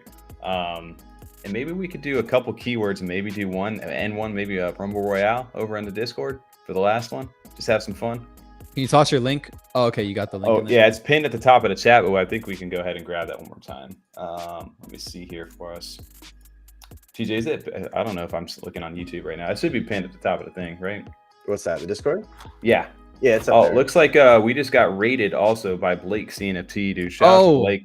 Shout out to Blake. That happen. Yep, I see that over inside the chat on the mobile side. That Blake's viewers just joined. I know. I forgot he set us up for that live stream, dude. But big fan. I forgot of, that as well. For sure, yep, friend of the show. Yeah. Blake's been a big friend of the show. Seen him in the start of his journey. So I know you were just got a chance to chat with him on the weekly market update last week over there too. So, dude, that was a big shout out to him, man. Crazy thing about that actually is, so I went on as his like 1 year anniversary stream. Oh yeah, which was super cool. And now I'm on the F35 35th episode, right? Wow, so right. then I gotta go on like the game, dude. Right? I gotta go on like the 69th episode of like my next podcast or There something. you go. Nice, yeah. We gotta keep There we that go. I think that like, did you drop the link in there? There's another link over there for the F35 Discord. So if you guys are not over in ours yet, you can join that. We'll set up a Rumble game here in a second, but let's do a keyword for these first. The 2 keyword ones and then the Rumble Royale one, right? Or correct. Yeah, that'd be a fun way to do that. Nash, we like to do a fun keyword over here. We can keep it simple, keep it fun, whatever it is, doesn't matter. We can keep it something dirty, whatever you want to do. But we're gonna get that out the chat. Do you have a fun keyword for these first 2 Goombles spots? Yes. Does it have to be? Nah. You could do whatever you want. We could do 2 different individual keywords if we want to run it separately. These 2. Okay. All right. Perfect. So TJ, you want to set up that first one? Yep. So the first one's going to be Goom, Goom. And it does not need to be capitalized. It's not case sensitive at all. So exclamation point Goom. Put that down in the chat. This will win you guys a chance or not a chance. It will win you a whitelist spot. Will this get them the Discord link? I'm assuming as well for these guys. Yeah. If you win a Goomless right here, then you'll get into the Discord. You'll automatically get the Goomless role. Perfect. Okay. Right. Boom. I was going to say, let's test the chat over here with blowing it up. Can TJ's rugged? I see TJ frozen on my screen. Am I rugged? No, it was breaking it a little bit over there. I was like, do your worst, guys. Every time I pulled it, they switch tab. That's when I started to rug. Right. I love it though. I love the. Okay, we're gonna. Should have seen me trying to export videos on Premiere, TJ. Oof. Oh man. 50 eligible users right now, 55 in the chat. Oh, the whole chat ready for these things. not everyone has that 4090. You know what I mean? Exactly, for sure. I don't have a spare bedroom to put that. If you guys knew what I was dealing with though in the past, you would understand why. Everybody was asking me, why haven't you got a new computer? Take an external generator to run, Tommy? Do you have to like crank it up like a lawnmower? In this room right now, I can imagine. It's a space heater you have. Yeah, it is very bad. Just keep the fire extinguisher close by. That's all. There you go. 3, all right, TJ.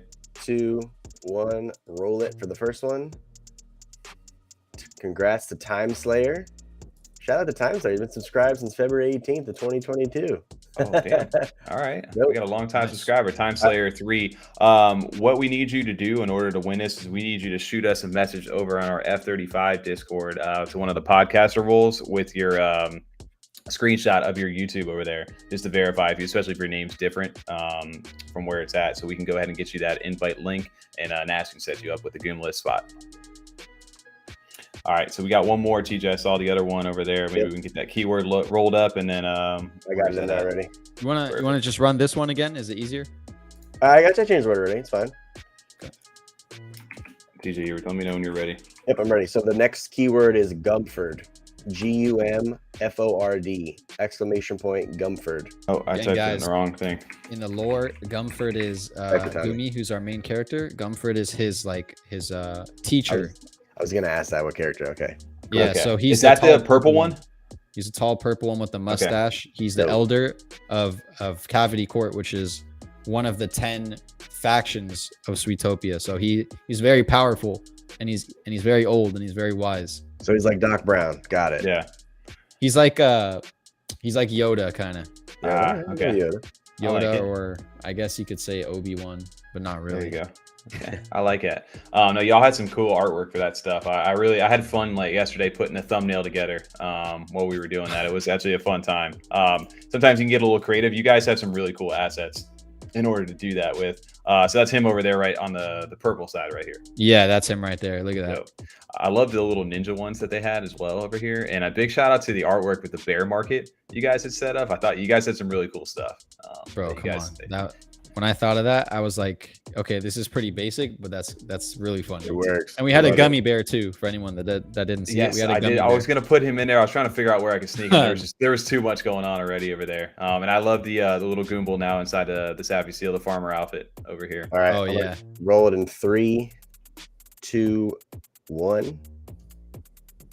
4-5 Jeff, congrats, No bro. way. Nice, very There cool. we go. Shout out to Overexposed fam over there. There you go. There you go. Have you met 4-5 Jeff at all, Nash?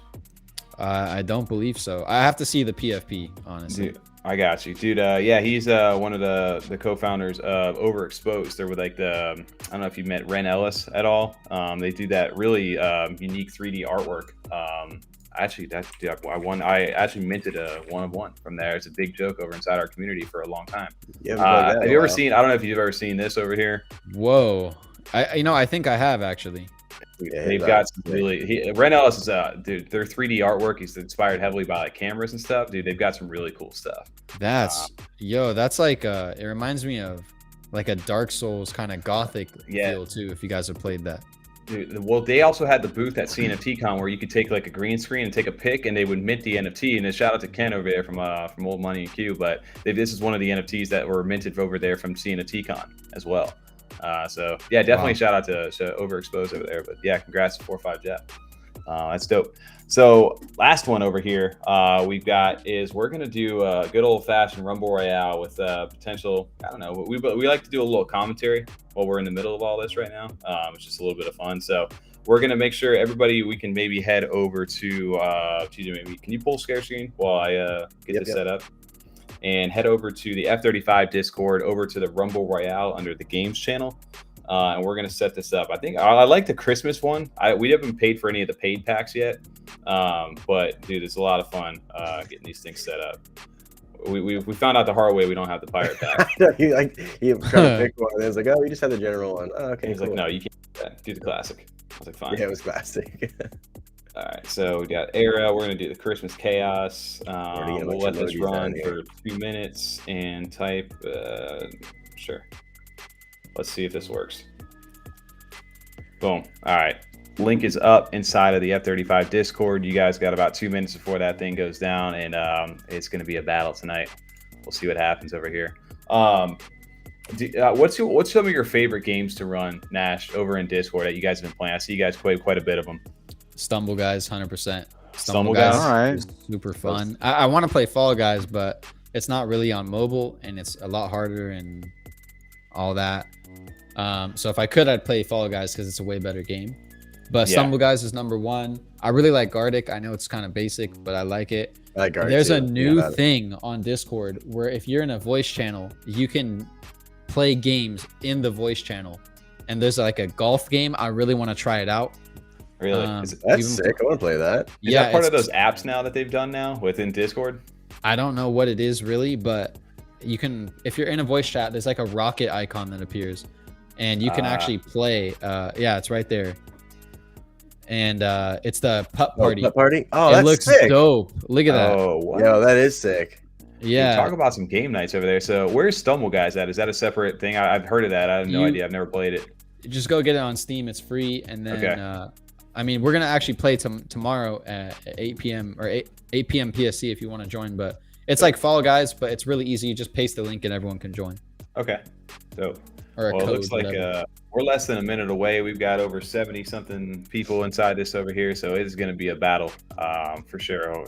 This is these things. And while we're waiting, real quick plug. Make sure you like and subscribe. The video. Appreciate it. If you're enjoying the content, you don't feel forced to. But if you're here and hanging out on stream, if anything, if you like Farmer Nash and you shout out to him for being on stream tonight, hit that like button tonight. I'm forcing it. Press the button. Like the damn video. What are you doing? Just like it. You know. Come on. 10 seconds over here, guys. We're getting ready to go. Nash, I'm taking bets right now. Who's gonna win this? Tom, did you enter? I'm trying to keep out of these because I can't really replace this. This would be something that'd be tough. Like, oh fuck! Like I just took one from the audience. I can't like go buy one of these in secondary real fast. So I'm trying not to fuck it up. Bernie Sanders in there. Did you see, TJ? You got to get a live replay of what's going on. We got the Spirit of War for Christmas Chaos happening right now. Where Oh, you got it. Let's go. Okay. Increased probability of killing other players. That's really happening. Definitely the spirit of Christmas too. Love that. Awesome. Yep. Oh, and what was it? Tostao over there. He just murdered somebody just murdered a bunch of people. I did just watch Christmas Bloody Christmas. That And Devrin in the chat just said, or in my chat, I guess we'll say, he said, Nash, smile some. You always look so serious. And Dude. what's funny about that is Owlette always tells me that. She's like, why do you always talk so serious? Why do you look so serious? All right. Yo, it's Farmer Nash, bro. I'm having a good time. Are you I'm having a good upset? time, right? Yo, I'm just so when you were saying that about Why you not mad, smiling, bro? you died of preventable causes over here, Farmer, in round He 4. But then revived when he by said God. smile, he came and got revived by God right after that. So it was immediate. It was meant to be. The there you miracle. go. I'm back, baby. He's back in the game. If Nash wins, he can do whatever he wants because it's his Icy project. King faking his he can death set over you guys here. up. That's funny over there. Reading around, tinkering around with some metal, hoping to invent something useful. All right. All right, Alouette Saints just getting called out right now. Live on stream, dude. Yeah, no, man. This we got 55 players left over here. I think I don't know if this is the big. This has got to be the biggest rumble Summer we've Shark had yet. died. Easily. Oh Yeah. no, rip. Spirit of Peace reduced the probability of killing other players. It was chosen to Peacemaker, Jimmy D. Okay. Jimmy D over there. Let's see what this. I love the Christmas Chaos is a curveball for sure. Looks like J-Hub over there is amused, found an old video game about a crew completing tasks on a ship. That's dope. But you've also got Tostao, the war champion, over there just killing a bunch of people. He's got that anger. Yo, Anger Jimbo issue and going. Jimmy D talk about peace, and now they resent violence and will not kill again. There you go. It's messed up, bro. Oh, we got another chaos going. Battle era now takes place in the modern era. See, we get free new packs. Holy shit, 45 players alive still. I'm telling you, bro. So I don't know if you guys have ever done the Alley List ones over in the Alley Cats Discord for Rumble, where they have like 300 plus people, and it's just like, hey, I'm gonna go click this, and then I'll catch you guys in like 30 minutes, and then we'll come back. And Yeah. we'll see how the final is.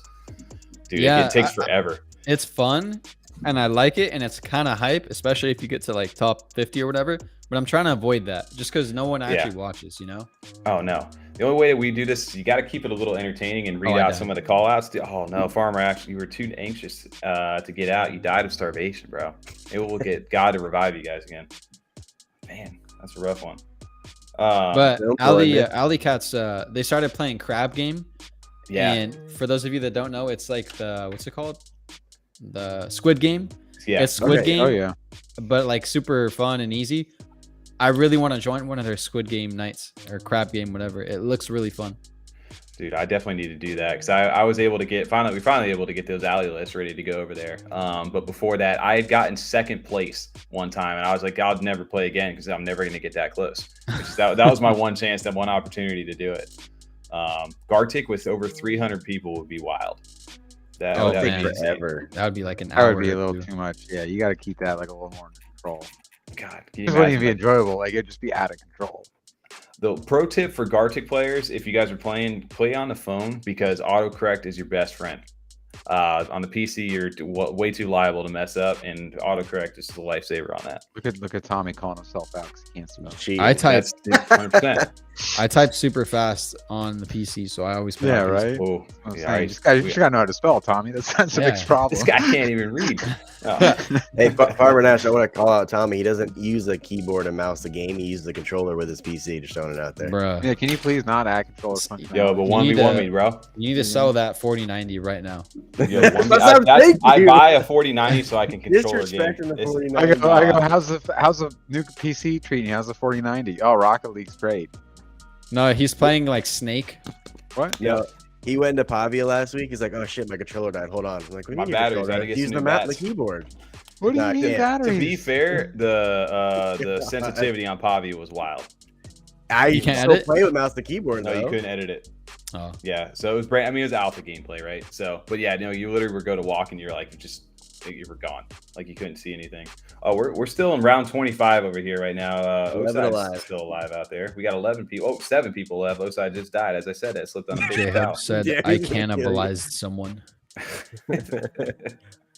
All right, we're down to the last 7 over here. This is for the last Goomless spot on the stream. So if you guys made it this far, hopefully you don't die. Wait, never mind. Curveball round 27. 2 more players got added back. Alrighty. O-Side is back in the game. Hold on, who is this? Yeah, he stored I his see Drake in there. Is this who I think it is? Yo, is that Drizzy? We got actual Drake on here, or is that I see over there from Big? There's someone from Big who's been. No, it's not Drake, by the way. They've been. I They've been like slightly active for a very, very long time. Okay. Trying to see if they're in here. I see. I mean, did Drake die, or no? Drake was too anxious. He died of starvation. Damn it.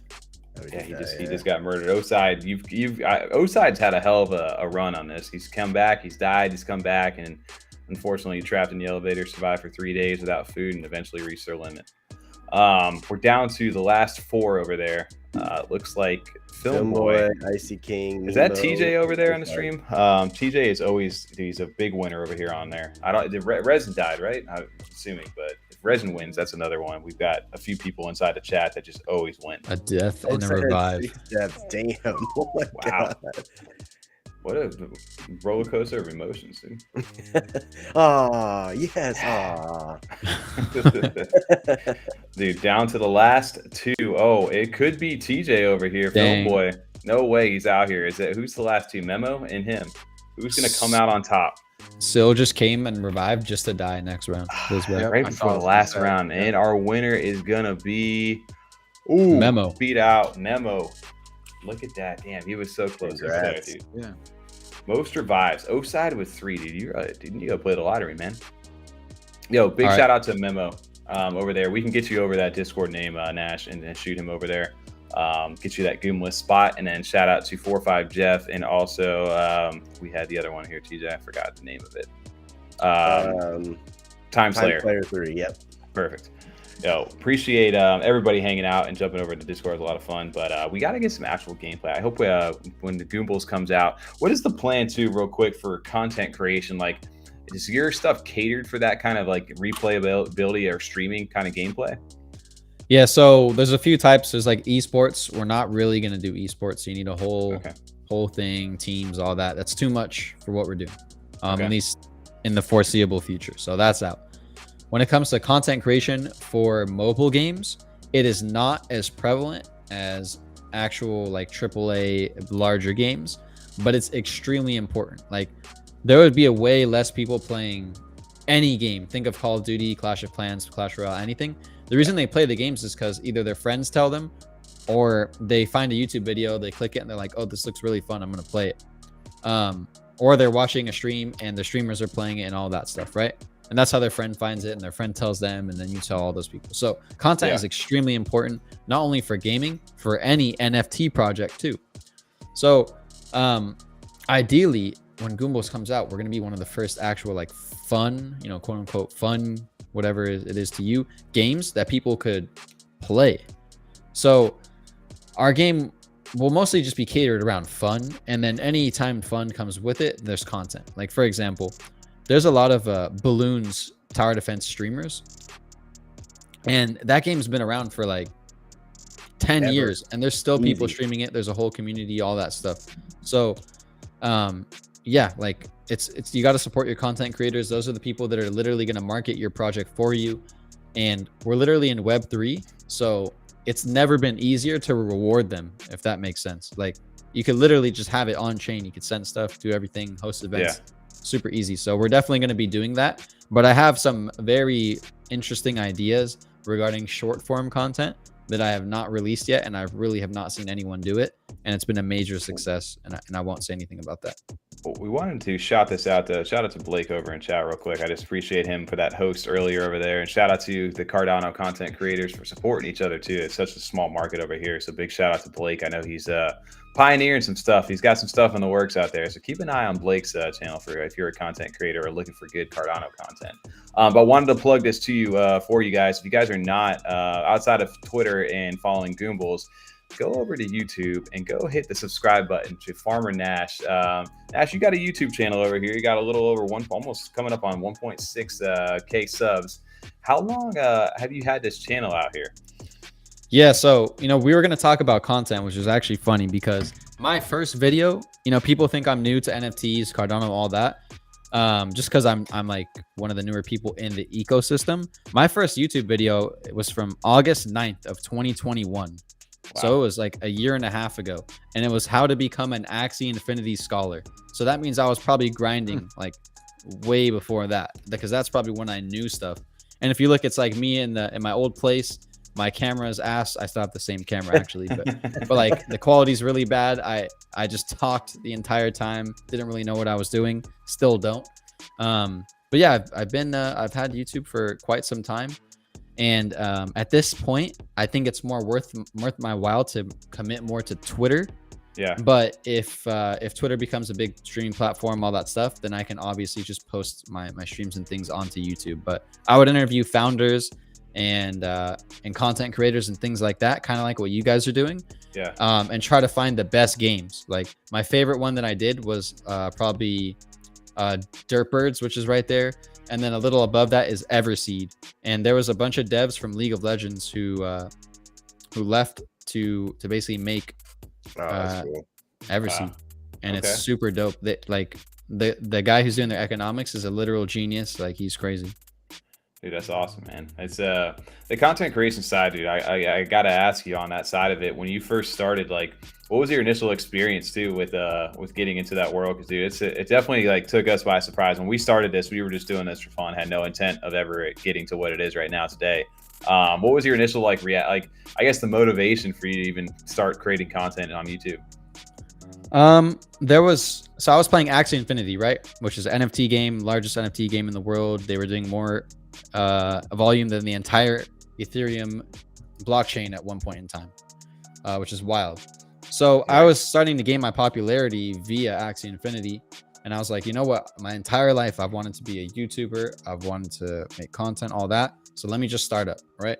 And first video got like however many, 1.7 thousand views. That doesn't seem like a lot, but there's some people who have been grinding for like 3 years and are still getting, 200 views, if that makes sense. Yeah. So I was like extremely happy about that, and I just really wanted to make content. But ever since I started making my project, it just has not really been worthwhile. It's just more worth my time to be on Twitter, because that's where my target audience is as of right now. Do you feel YouTube is starting to become a dying breed on some of the content creator side, especially on the crypto side of it? Or do you feel there's still obviously there's a spot for videos alone, right? But on the content creator side, do you feel Twitter's starting to take that over, or Twitch, or do you see a world where both of these can kind of still coexist and grow? Obviously, YouTube's still going to be YouTube, but what's your opinion on that?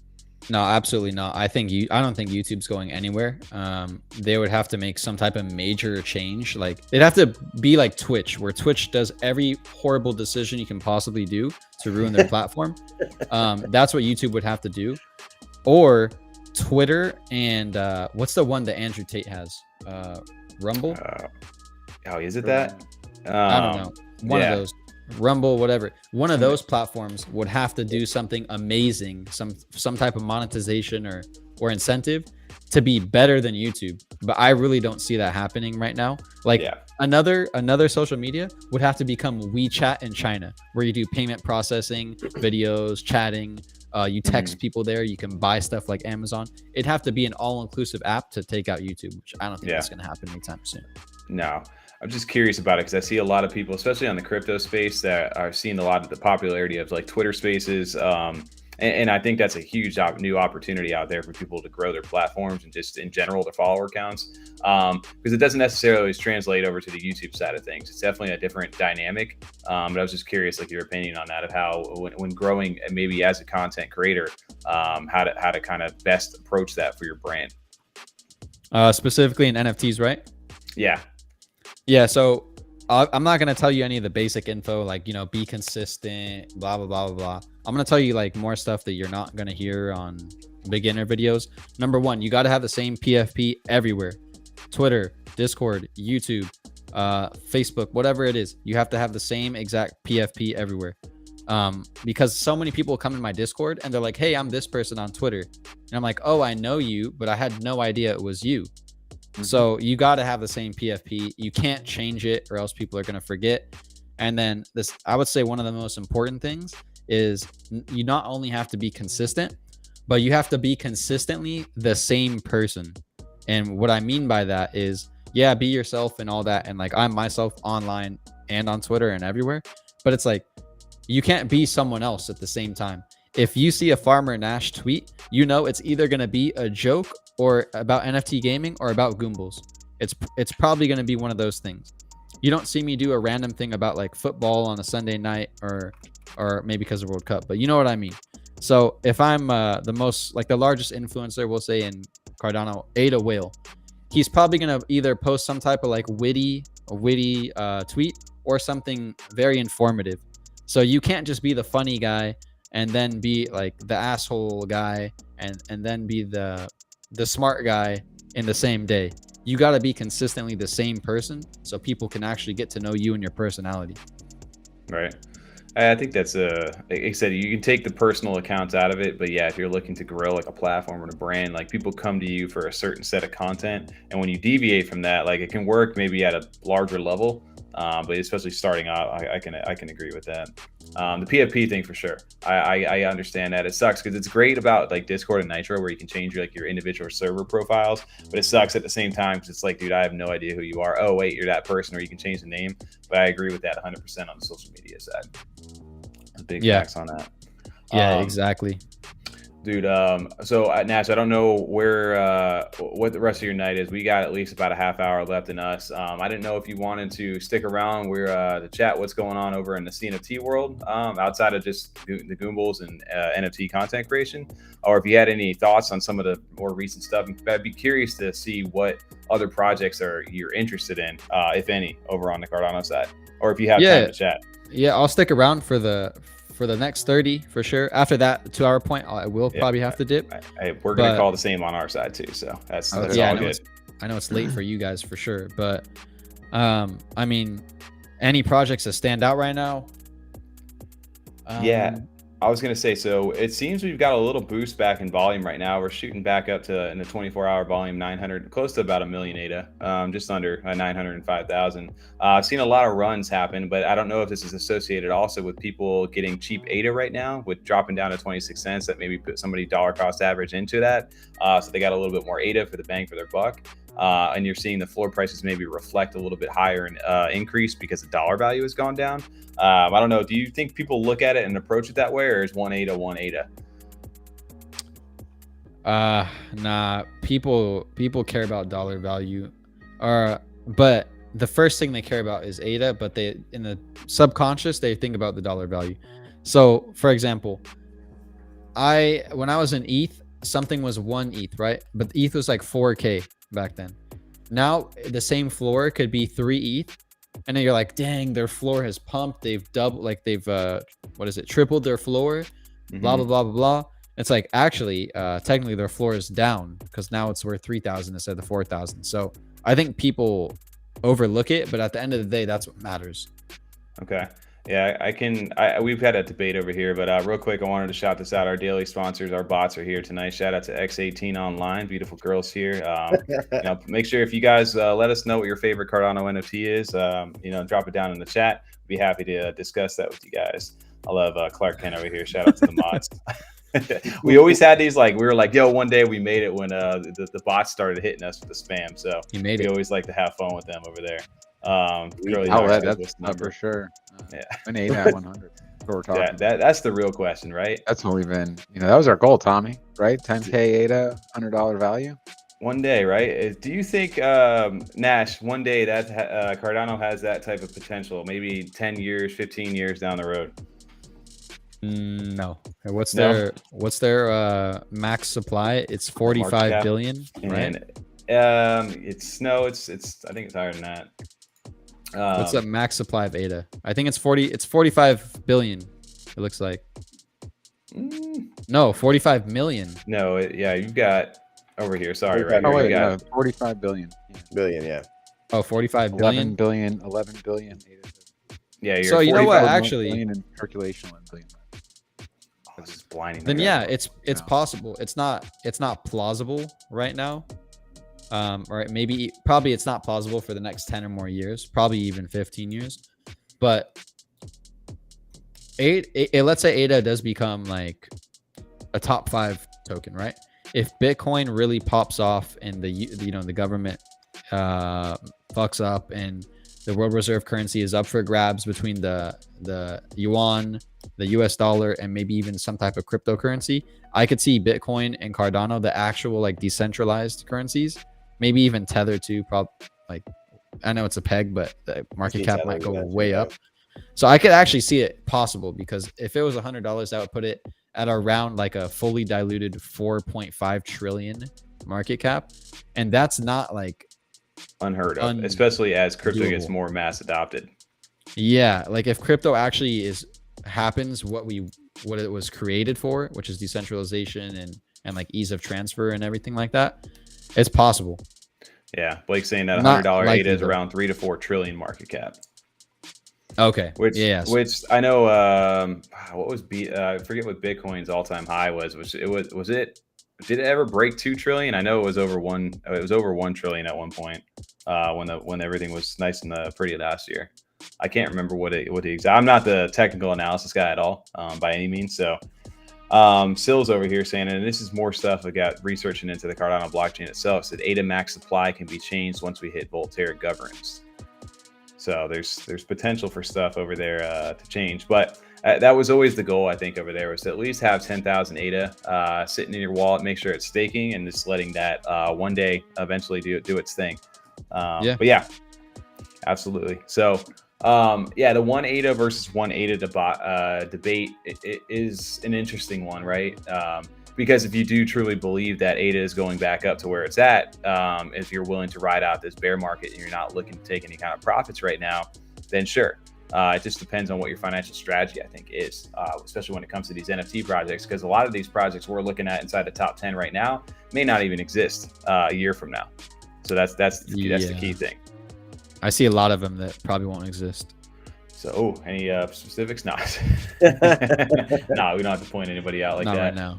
But we had a question here though too. Thoughts on the overloading of passes that I was gonna say that was a great question. Yeah, I definitely seeing that. What passes? What can you define? Like the whitelist passes, like the collector's Genesis. Like you can mint so many with this. I mean, even to use the Mallet order was famous for it with the invitation letter, but they actually found a way to make it relevant to their lore and their story and get back to holders. So. But the people who do, hey, interact with us, you'll get this pass, and then I'll get you into the Discord or some mints or something like that. Are you talking about like a whitelist token? Is that what you mean? Yeah, essentially, right? Much, yeah. They use fun names now, but it's like like a letter or I don't know, something along those lines. Genesis pass. I don't like it, because then you have a market before your project even really, like, your NFT is out, if that makes sense. That's why Goombles doesn't have any type of whitelist token. If I was contemplating doing it, and I remember I was talking with Omelette about it, and I know it's kind of standard on Cardano, but I was like, I don't want people to dictate the price of my product. I want to dictate the price of my product, if that makes sense. And then we'll let the market do whatever they want with it when it sells. Right. I know how much I'm going to need for funding my project and what my scope and my team and everything. So I don't want the price to be like way below, or even if it's way above, and it's like, I don't want to set the expectations of way above. And now I have this like minting at 600 ADA NFT or whatever the USD price is. So I really think it's just best to not do that. I like to just have the NFT and then boom, and then let the free market do whatever. But I'd like to hear your guys' opinions. I'd use the I'm bringing the Mallet order up only because it became a very popular method after the Mallet order dropped the letter, and also shout out to Overexposed before that, because they did have their Genesis drop before that the first 1,000 people were able to mint early on. So that was a way for a whitelist spot. But the Mallet order's invitation letter was one of the methods, at least that I've seen, has been successful in the sense that they used it 500 of these things where they basically watched Twitter, watched all the engagement throughout the CNFT community, watched for certain assets and found the wallets of those people, and then airdrop them these letters for free into their wallets. And then people were just kind of like, what is this? Like, what am I doing with this? And then it got people intrigued. So it was either like, in their case, they dropped TJ out of the three of us because TJ was intrigued. And then that got me to be like, dude, what the hell, man? I want one of those things. So, and I didn't get one. So I went to the secondary and I ended up buying one for shit. I don't know what it was. I think it was like 1,200 ADA at the time. And these things were airdropped for free. You can see now the current price for these letters are 5,800 ADA. Currently. So, and there's actual sales too behind that. It's not just like some artificial floor. Like you can see the price of these things kind of take off. But they did it in a way that it built up the lore. It took a few months before anything happened, and that 100% of the royalties from these invitation letters, so 816,000 ADA, has all gone back to the holders of those letters in daily ADA giveaways, and they give it back strictly to the holders from all of those royalties. So the team doesn't take anything from that. But at the time, though, they were one of the first to even do these passes. I think they were the first ones, but now I think it is kind of getting a little oversaturated with all these different kind of passes, because every project seems to be coming out with a quote unquote pass that they're airdropping, or you have to like and retweet that. Like, so it's not a whitelist token then. It was built into their lore. Everybody thought it was at first, so that's where they failed to connect. That right. Okay. You failed to connect by doing that, where they had way more planned for it, but a lot of the ones that were just here to mint and get in and out, they dropped it as just basically a glorified whitelist token. And then after that, most people dumped it. They minted it, they flipped the project, and then the project was just gone, and everybody moved on to the next. So I think it's been abused over that. I don't know on the Ethereum side of stuff, especially when you guys were minting on that side. Did you ever see the kind of that whitelist meta really take off, or the passes? The whitelist, yeah, but not the whitelist token or these type of passes. But I didn't know Mallard Order had these before. It acted as a whitelist token, and now it's actually tied into their ecosystem. That's a lot better than just having a straight token, in my opinion. So shout out to them. That's a the relics that just dropped for them. All 5 of them were actually if you held a letter, you got all 5 of those relics for free for holding on to that. So those have a 500 ADA floor price right now. So that's again, this is using this one as an example of just something that was airdropped for free and that the team's taking no money on, but it's got over almost 1 million in trading volume on the secondary. So there's a way to do it successfully, but there's you just have to execute. And I think a lot of people just see the dollar value and they just, they get blinded by that. And that's the key focus for them. Yeah, man. Like one thing for me is that and it was kind of like this on ETH, but not really. But when I came to Cardano, there was too many policy IDs for each project. When I think of someone getting onboarded into Web3 and they type in Goombles, right? I don't want them to see the Goombles, Goombles Next Collection, Goombles Art Special, Goombles Christmas Special, Halloween, and then the Goombles Land. Like, I'm not saying we're having land. This is just an example. Right. We're not. And I was like, I don't even know what to buy. I don't even know what the main NFT is. I just want the flagship NFT. I want to participate in your economy and own your thing and have all the benefits. So, like, I really don't like that. I don't like OG collections. I think Mallard Order did a pretty cool thing. I didn't really know that they had it before, acted as a whitelist, and then carried on. But I think it's really important, if you genuinely want to onboard people to Web 2, then you can't have like 50 different policy IDs unless it's like part of your gameplay or something. Cool. But yeah, pretty much. I don't know what your exposure is to old money. Have you ever heard of them?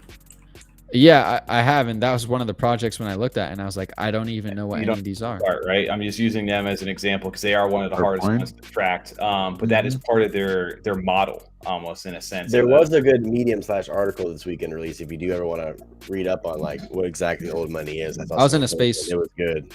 I was in a space and they talked about it. Yeah, so the flagship, obviously, they're 2.2 bills, but yeah, that's an example of something where they've got a bunch of different policy IDs that all tie together as part of their story. And the way they described it is there was different entry points for different collectors, or you didn't need to be a whale to get into the project, especially as the project grew and increased. So I think there's an opportunity there. I see that, and I'm using Mallard Order as an example right now, where their floor price is almost 1,700 ADA. But if you want to get into experience what the rest of their project is, you can go ahead and mint one of the relics, or buy one of the relics that have roughly more of a 500 ADA price point, and both of those can still stake to earn stuff. So there's different, like, sounded like the Bored Apes, right? You've got Bored Apes that are at a ridiculous price, and then you've got the mutants for people who may, obviously that price is still crazy, but it's still a way to get into that ecosystem. Do you ever envision maybe something like that for Goomble? Say something crazy ever happens to you guys, where I know you got 3 different policy IDs. Is that been something that's ever been considered? We have a plan. Okay. Got it. We have a plan. Got it. Cool. I appreciate it. Yeah, Alette was saying over here too that she's never seen the whitelist token until you join Cardano. So that's very interesting because we're kind of like blinder mode over here to that. I was just like, what became of that? I thought we really know. Yeah. Yeah, that just became common over on this side. So definitely interesting. That's one good thing about being cross-chain is that you can take the things you like and the things you don't like from other chains. Like I don't personally see a point of a whitelist token. I think it kind of it's cool if it burns and then it's gone once you mint out, and then if you don't mint out, then it just burns forever. But for me, if I'm gonna release a collection, you're gonna know which one to buy. You're gonna see like, all right, this is the main one, this is the second one, and then here's that one. Like, I don't want you to have to wonder what it is, if that makes sense. I guess. So I didn't really bring whitelist tokens into Goombles. I didn't like the idea. But if you can do it, if projects would bring like actual like main or the first in their title as far as when they list on JPG, would that make it easier to kind of for you, like coming from a different chain, to say, okay, this is the first one, this is the second one, or this is their holiday special in a sense, but it's the second one? Yeah, but it's like it's more the fact of, why do I want your holiday special aside from the art? Am I gonna have to do a bunch of research? Because I guarantee you I'm not gonna do more than 3 seconds of research, if anything. Well, here's a good example of this. This is the all-time project list and volume for Cardano NFTs, and inside the top 10 alone, you've got Boss Cat Rocket Club and then their Boss Cat parts. You've got Clay Nation, the 10K profile pics, but then you've got their pitches mixed in here. So there's 2 of the same collections within the top 10. So there's a way to do it as far as volume-wise, but there's something like that. I mean, I don't know what your entrance was into Clay Nation or how you kind of, obviously, I'm sure you've heard of them at this point, but when you first kind of came over, what was your experience with something maybe with a bigger collection like that? Were you just as confused of like why are there more of these things or different collections? No, Clay Nation is obvious of which one's the main one. Like it's like, boom, this is Clay Nation, this is Good Charlotte, and here's the other ones.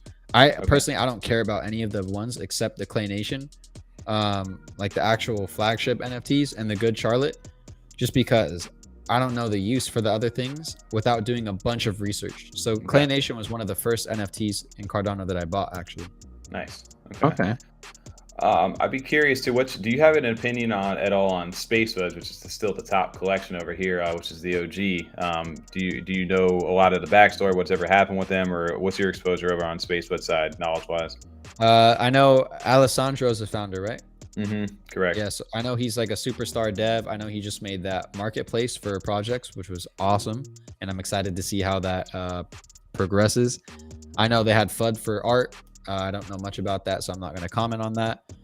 And I know that their holders are like really mean to people on Twitter. That's another thing that I know about them. Really mean to Twitter. Okay. And then other than that, yeah, I think they're just the OG. I mean, obviously they're number one, so they're doing something right. And I know they have a superstar founder, superstar dev. So just keep killing it to them. Yeah, I think they're doing great. Okay. All right. Well, another question over here, Tom. Maybe curious. Have you been minting anything over on Cardano at all, or have you been seeing anything that's been currently upcoming that maybe has caught your eye?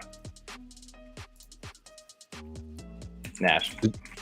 Did you say me? I was gonna say. No, I would say Tom. I know you were asking that question.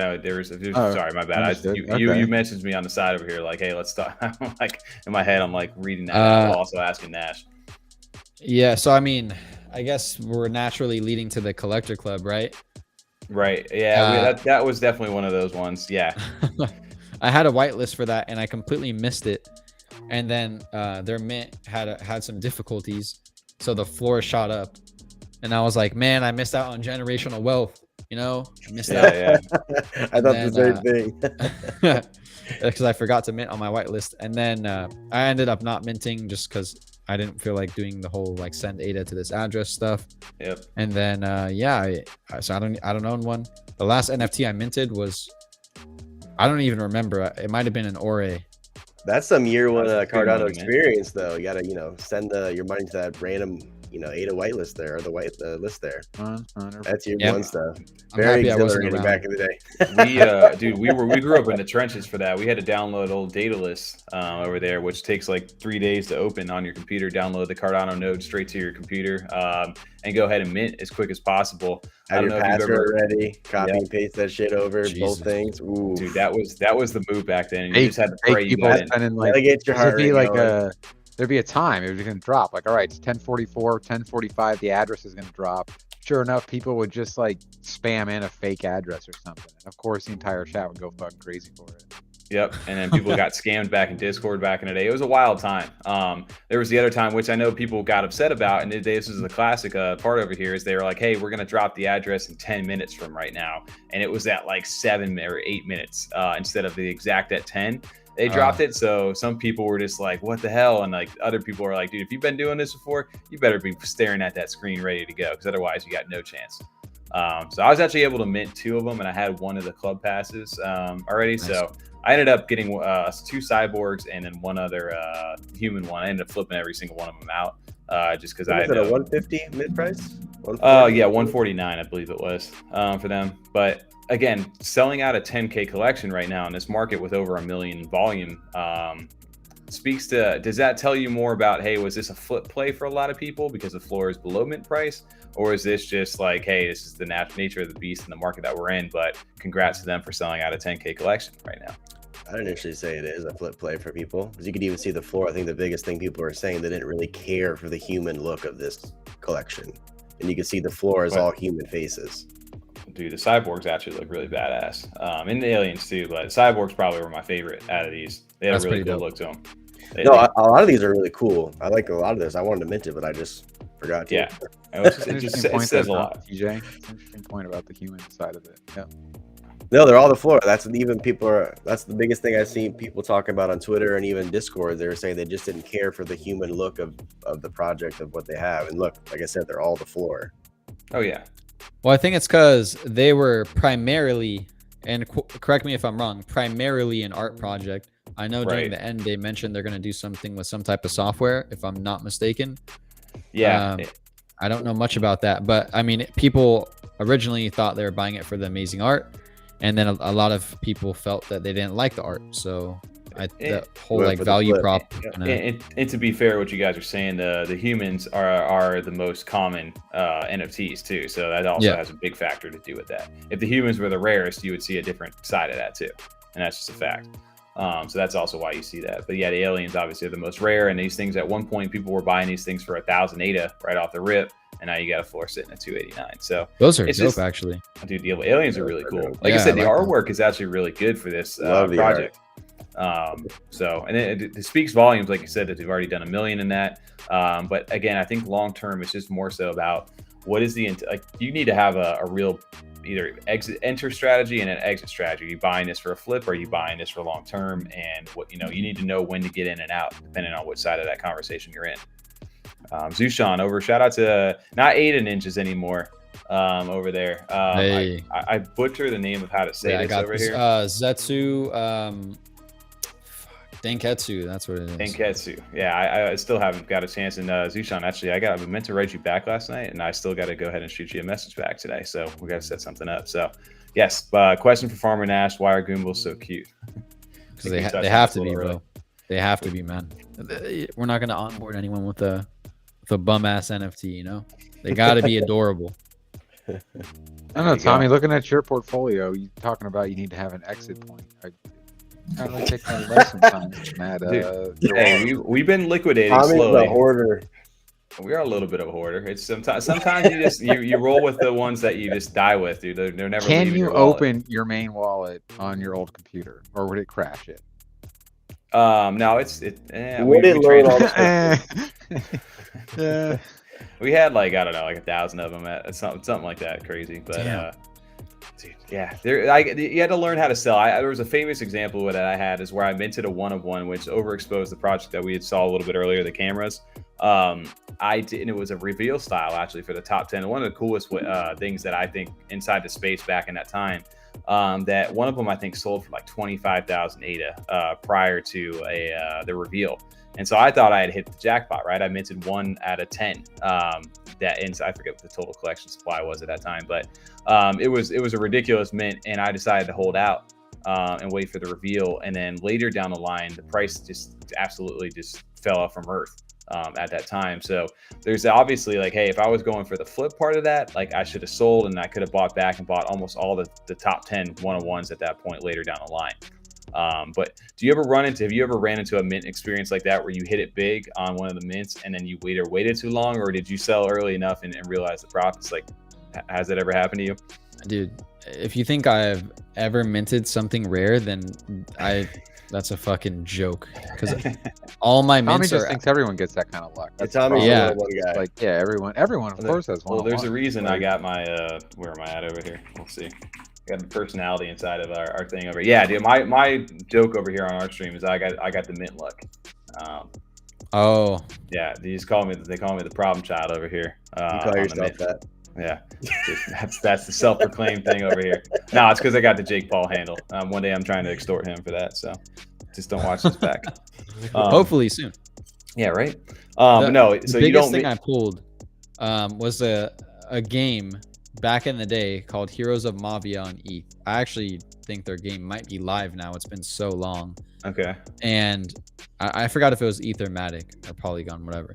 But so you had to be like really lucky to get on the whitelist. I got on the whitelist. There was a small, a medium, and a large plots for land, right? It was an extremely high mint price. It was like 0.5 just to mint one of them, or it was something around there, 0.35, 0.5. So it was like $1,000 or $1,200 to mint one, and I got a medium size. And within like 13 seconds, I sold it for like 1.2 ETH. And at that time, that was like my biggest flip. Oh, wow. If you count that as ADA right now, that's like a lot of ADA. That's a lot of ADA. 100%. And the next day, the floor for the medium sizes goes, I can't remember the exact number, but it was like double what I sold it for. And I was like, no, but I mean, profit is profit, you know. Of course. It's better to take it than not. So Yep. Great question over here from Owlet. Do you guys have a favorite minting experience? Example, ETH project called Sprite Club had an interactive experience where you click gate, which takes you inside of a forest and you mint from there. We didn't get to actually mint it, but Old Money was a cool mint. We've seen like videos of it and heard people talk about it, but that was one I did not actually get to mint myself. That's probably one of the more interactive mint experiences that I've heard of, or that I can remember, honestly, where they actually were showing you the bill being made as you minted it. that's dope. I was going to say, I don't know if you've ever got a chance to see what the Old Money, but essentially when people were out here minting this is what they essentially saw was the bill being built from scratch, and they got to see the revealed bill pretty much afterwards when they were minting this stuff like this. That's awesome. So it was really cool, interactive. Is that your bill there? No. This is the website. This is the website site over here. Yeah, just showing kind of what the minting experience. This is like more of the more interactive ones for sure. And I know a lot of people commented on this. One for me that I remember that was actually a lot of fun was Dead Pixels back in the day. Dead Pixels was the reason that I created a Nami wallet, because you had to connect your wallet to the website, and it actually showed you all the mints that in sequential order of where it was, so you could see what was being minted next. And then there would get to that point where there would be like the rare ones coming up, and you would have everybody on the buy button ready with their signatures already signed at that point, ready to click it, because then there would be a line of them all to try to grab the rare one. So as soon as it got within maybe like 10 of them, you would have everybody sitting there waiting. The mint may be stalled for hours, and then someone would click it to go forward. And then once it did it, boom, you would get a bunch of different buy buttons, and then it would just go like that and people would mint. I think that was probably one of the more fun ones that I definitely can recall over there. I don't know, Tom, about you, if there was any other fun, like interactive stuff that you did. As far as actually like the mint day itself, not that I could think of that you know. Like other than like send your address in or anything like that. What about you, Nash? Did you ever experience a mint? the incubator and stuff like that. The way they minted on the Derp side, like that's always been like they've always kind of pushed it and done something new. They weren't just like accepting of like, yeah, we're just gonna do it like the normal way. Yeah. So that was really cool to see all that, how that worked out. So for those Derp lanes, that was fantastic. Oh, the Derp stuff was really cool. Yeah, that was awesome how you minted those. What about you, Nash? Did you get any ever any unique minting experience at all? Not really, honestly. For everything I minted, it was pretty basic, especially on Cardano, because I minted clumsy lands. It was very smooth, but it wasn't like a whole experience or anything. Or clumsy valleys. Sorry for clumsy ghosts. Yeah. And then the coolest mint I've ever done was the biggest scam, not really scam, but they're just whatever project. Mechaverse. Do you guys know Mechaverse? The fact that you don't know this project is crazy. It was like it was one of the first 3D NFTs like ever, and it was really. It wasn't the first. It was one of them, but the most hype. Imagine the most hype mint you've ever seen. Multiply that by like 20, and put it in peak bull market, and that's what it was. And I remember we were just sitting in the queue, hitting F5, ready to pay like $3,000 for gas. It was insane. Damn, yeah, October last year. That is peak bull market for NFTs for sure. People were paying like thousands of dollars. Yeah, it was wild. And I remember the website was super dope. The mint was trash, and everything flopped instantly. But it was a cool experience just to be there and not get to mint and make any money. Learning experience. Oh, man. Sometimes those are good. I was gonna say, TJ's over here. This is some Mechaverse over here. This is definitely. Look at that volume traded, 50,000 ETH. Oh my, yeah. Oh my god. Jeez, That is insane right there. Wow. Okay. Yeah. All right. Yeah, I don't understand that. This is the crazy part to us. I guess we're so blind in this little world of ours, right? Where you can do volume like that. That would just basically shit on everything over on this side. It's like all of JPEG store volume total. Yeah. Just, Dude. I guess, like I said, that's where it makes sense to us, where like people, especially coming over from the east side over here, is like, oh, you guys are playing with like little breadcrumbs over here. I'll mint like 100 of these things, when stuff comes out. Yeah, no, that's wild to see. I actually was pulling up old videos. I found when I did the Pred invasion. I screen record. This was actually a fun one over here, where you had to select the different Derp birds and the eggs in order to make your Pred. Yeah, sorry. So you can see the rank. So you could almost, depending on what bird you had and the rarity, and then how many eggs you had, you could actually boost up the rank of the Derp, the Pred. And then obviously we know the higher rank the Pred, you can guarantee to yourself one of these higher ranks if you were able to boost it. So this was a pretty cool interactive stuff. And this is a big shout out to the Derp team when the Pred mint happened.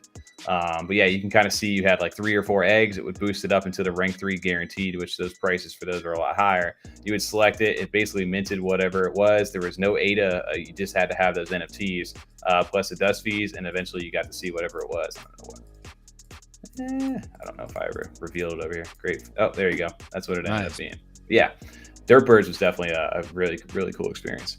But yeah, no, I think we're a few minutes wrapping up over here. Nash, we appreciate you jumping onto the stream tonight, man. It's been a ton of fun just catching up, learning a little bit more what you got going on, and then just, like I said, shooting the shit about NFTs. It's kind of cool to see your perspective on that. A lot of different. Awesome. and looking forward to having you back on when the game comes out too. Dude, 100%. Oh yeah, we gotta play. We gotta actually play the game. Maybe do an interview while playing and streaming and all that for sure. Thanks so much for having me. Good, because I know I'll be able to beat these two. They can't pay attention to 2 things. Fair enough. No way. All that TikTok. Dude, shout out to the stream tonight. Our computers actually held up. So Tom, me, myself, we're not rugging all over the place, hopefully. So good timing over here. 35th episode. Nash, appreciate you having on. Everybody in chat, thank you guys for showing up tonight. A lot of fun. We've had over like 40-something viewers the entire time. So appreciate everybody hanging out here that last 2 hours with us. If you guys are looking for Goombles, Nash, what's the best way to get in contact with you guys or to interact to be a part of the Goombles universe? Best way to get Goom listed is to just probably follow myself, Farmer Nash, on Twitter, follow Goombles on Twitter, and just be chill and be active. Ideally, usually we give out some Goom lists after every post, so I would say turn notifications on for the Goombles Twitter. We don't spam, we don't post a bunch of stuff. I'm not going to ask you to put notifications on if we do that. And yeah, just be a genuine community member. Once our Discord opens, you'll get in there, and we'll play some games, we'll have some fun, and eventually you'll get a Goom list and you'll be able to mint the first 50% of the collection. Perfect. Okay. Well, shout out to the 25 new members that got a chance to join tonight. Shout out to the 3 whitelist Goomlist members. We'll get you guys sorted away for the winners that won inside the stream. And then Nash, again, huge thank you for allowing that over here on the stream tonight to give those away. So everybody, we appreciate you hanging out with us tonight. We're here every Monday night from 9 p.m. to 11 p.m. Eastern. Also have a podcast that drops on Spotify and Apple Podcasts every Friday at 9 a.m. Eastern. Yep, we appreciate everybody hanging out. Hope everybody has a good holiday this weekend coming up. We'll catch you guys next week on the stream for a big reveal, maybe. A little teaser. We'll leave you guys with that. So appreciate it, guys. Have a good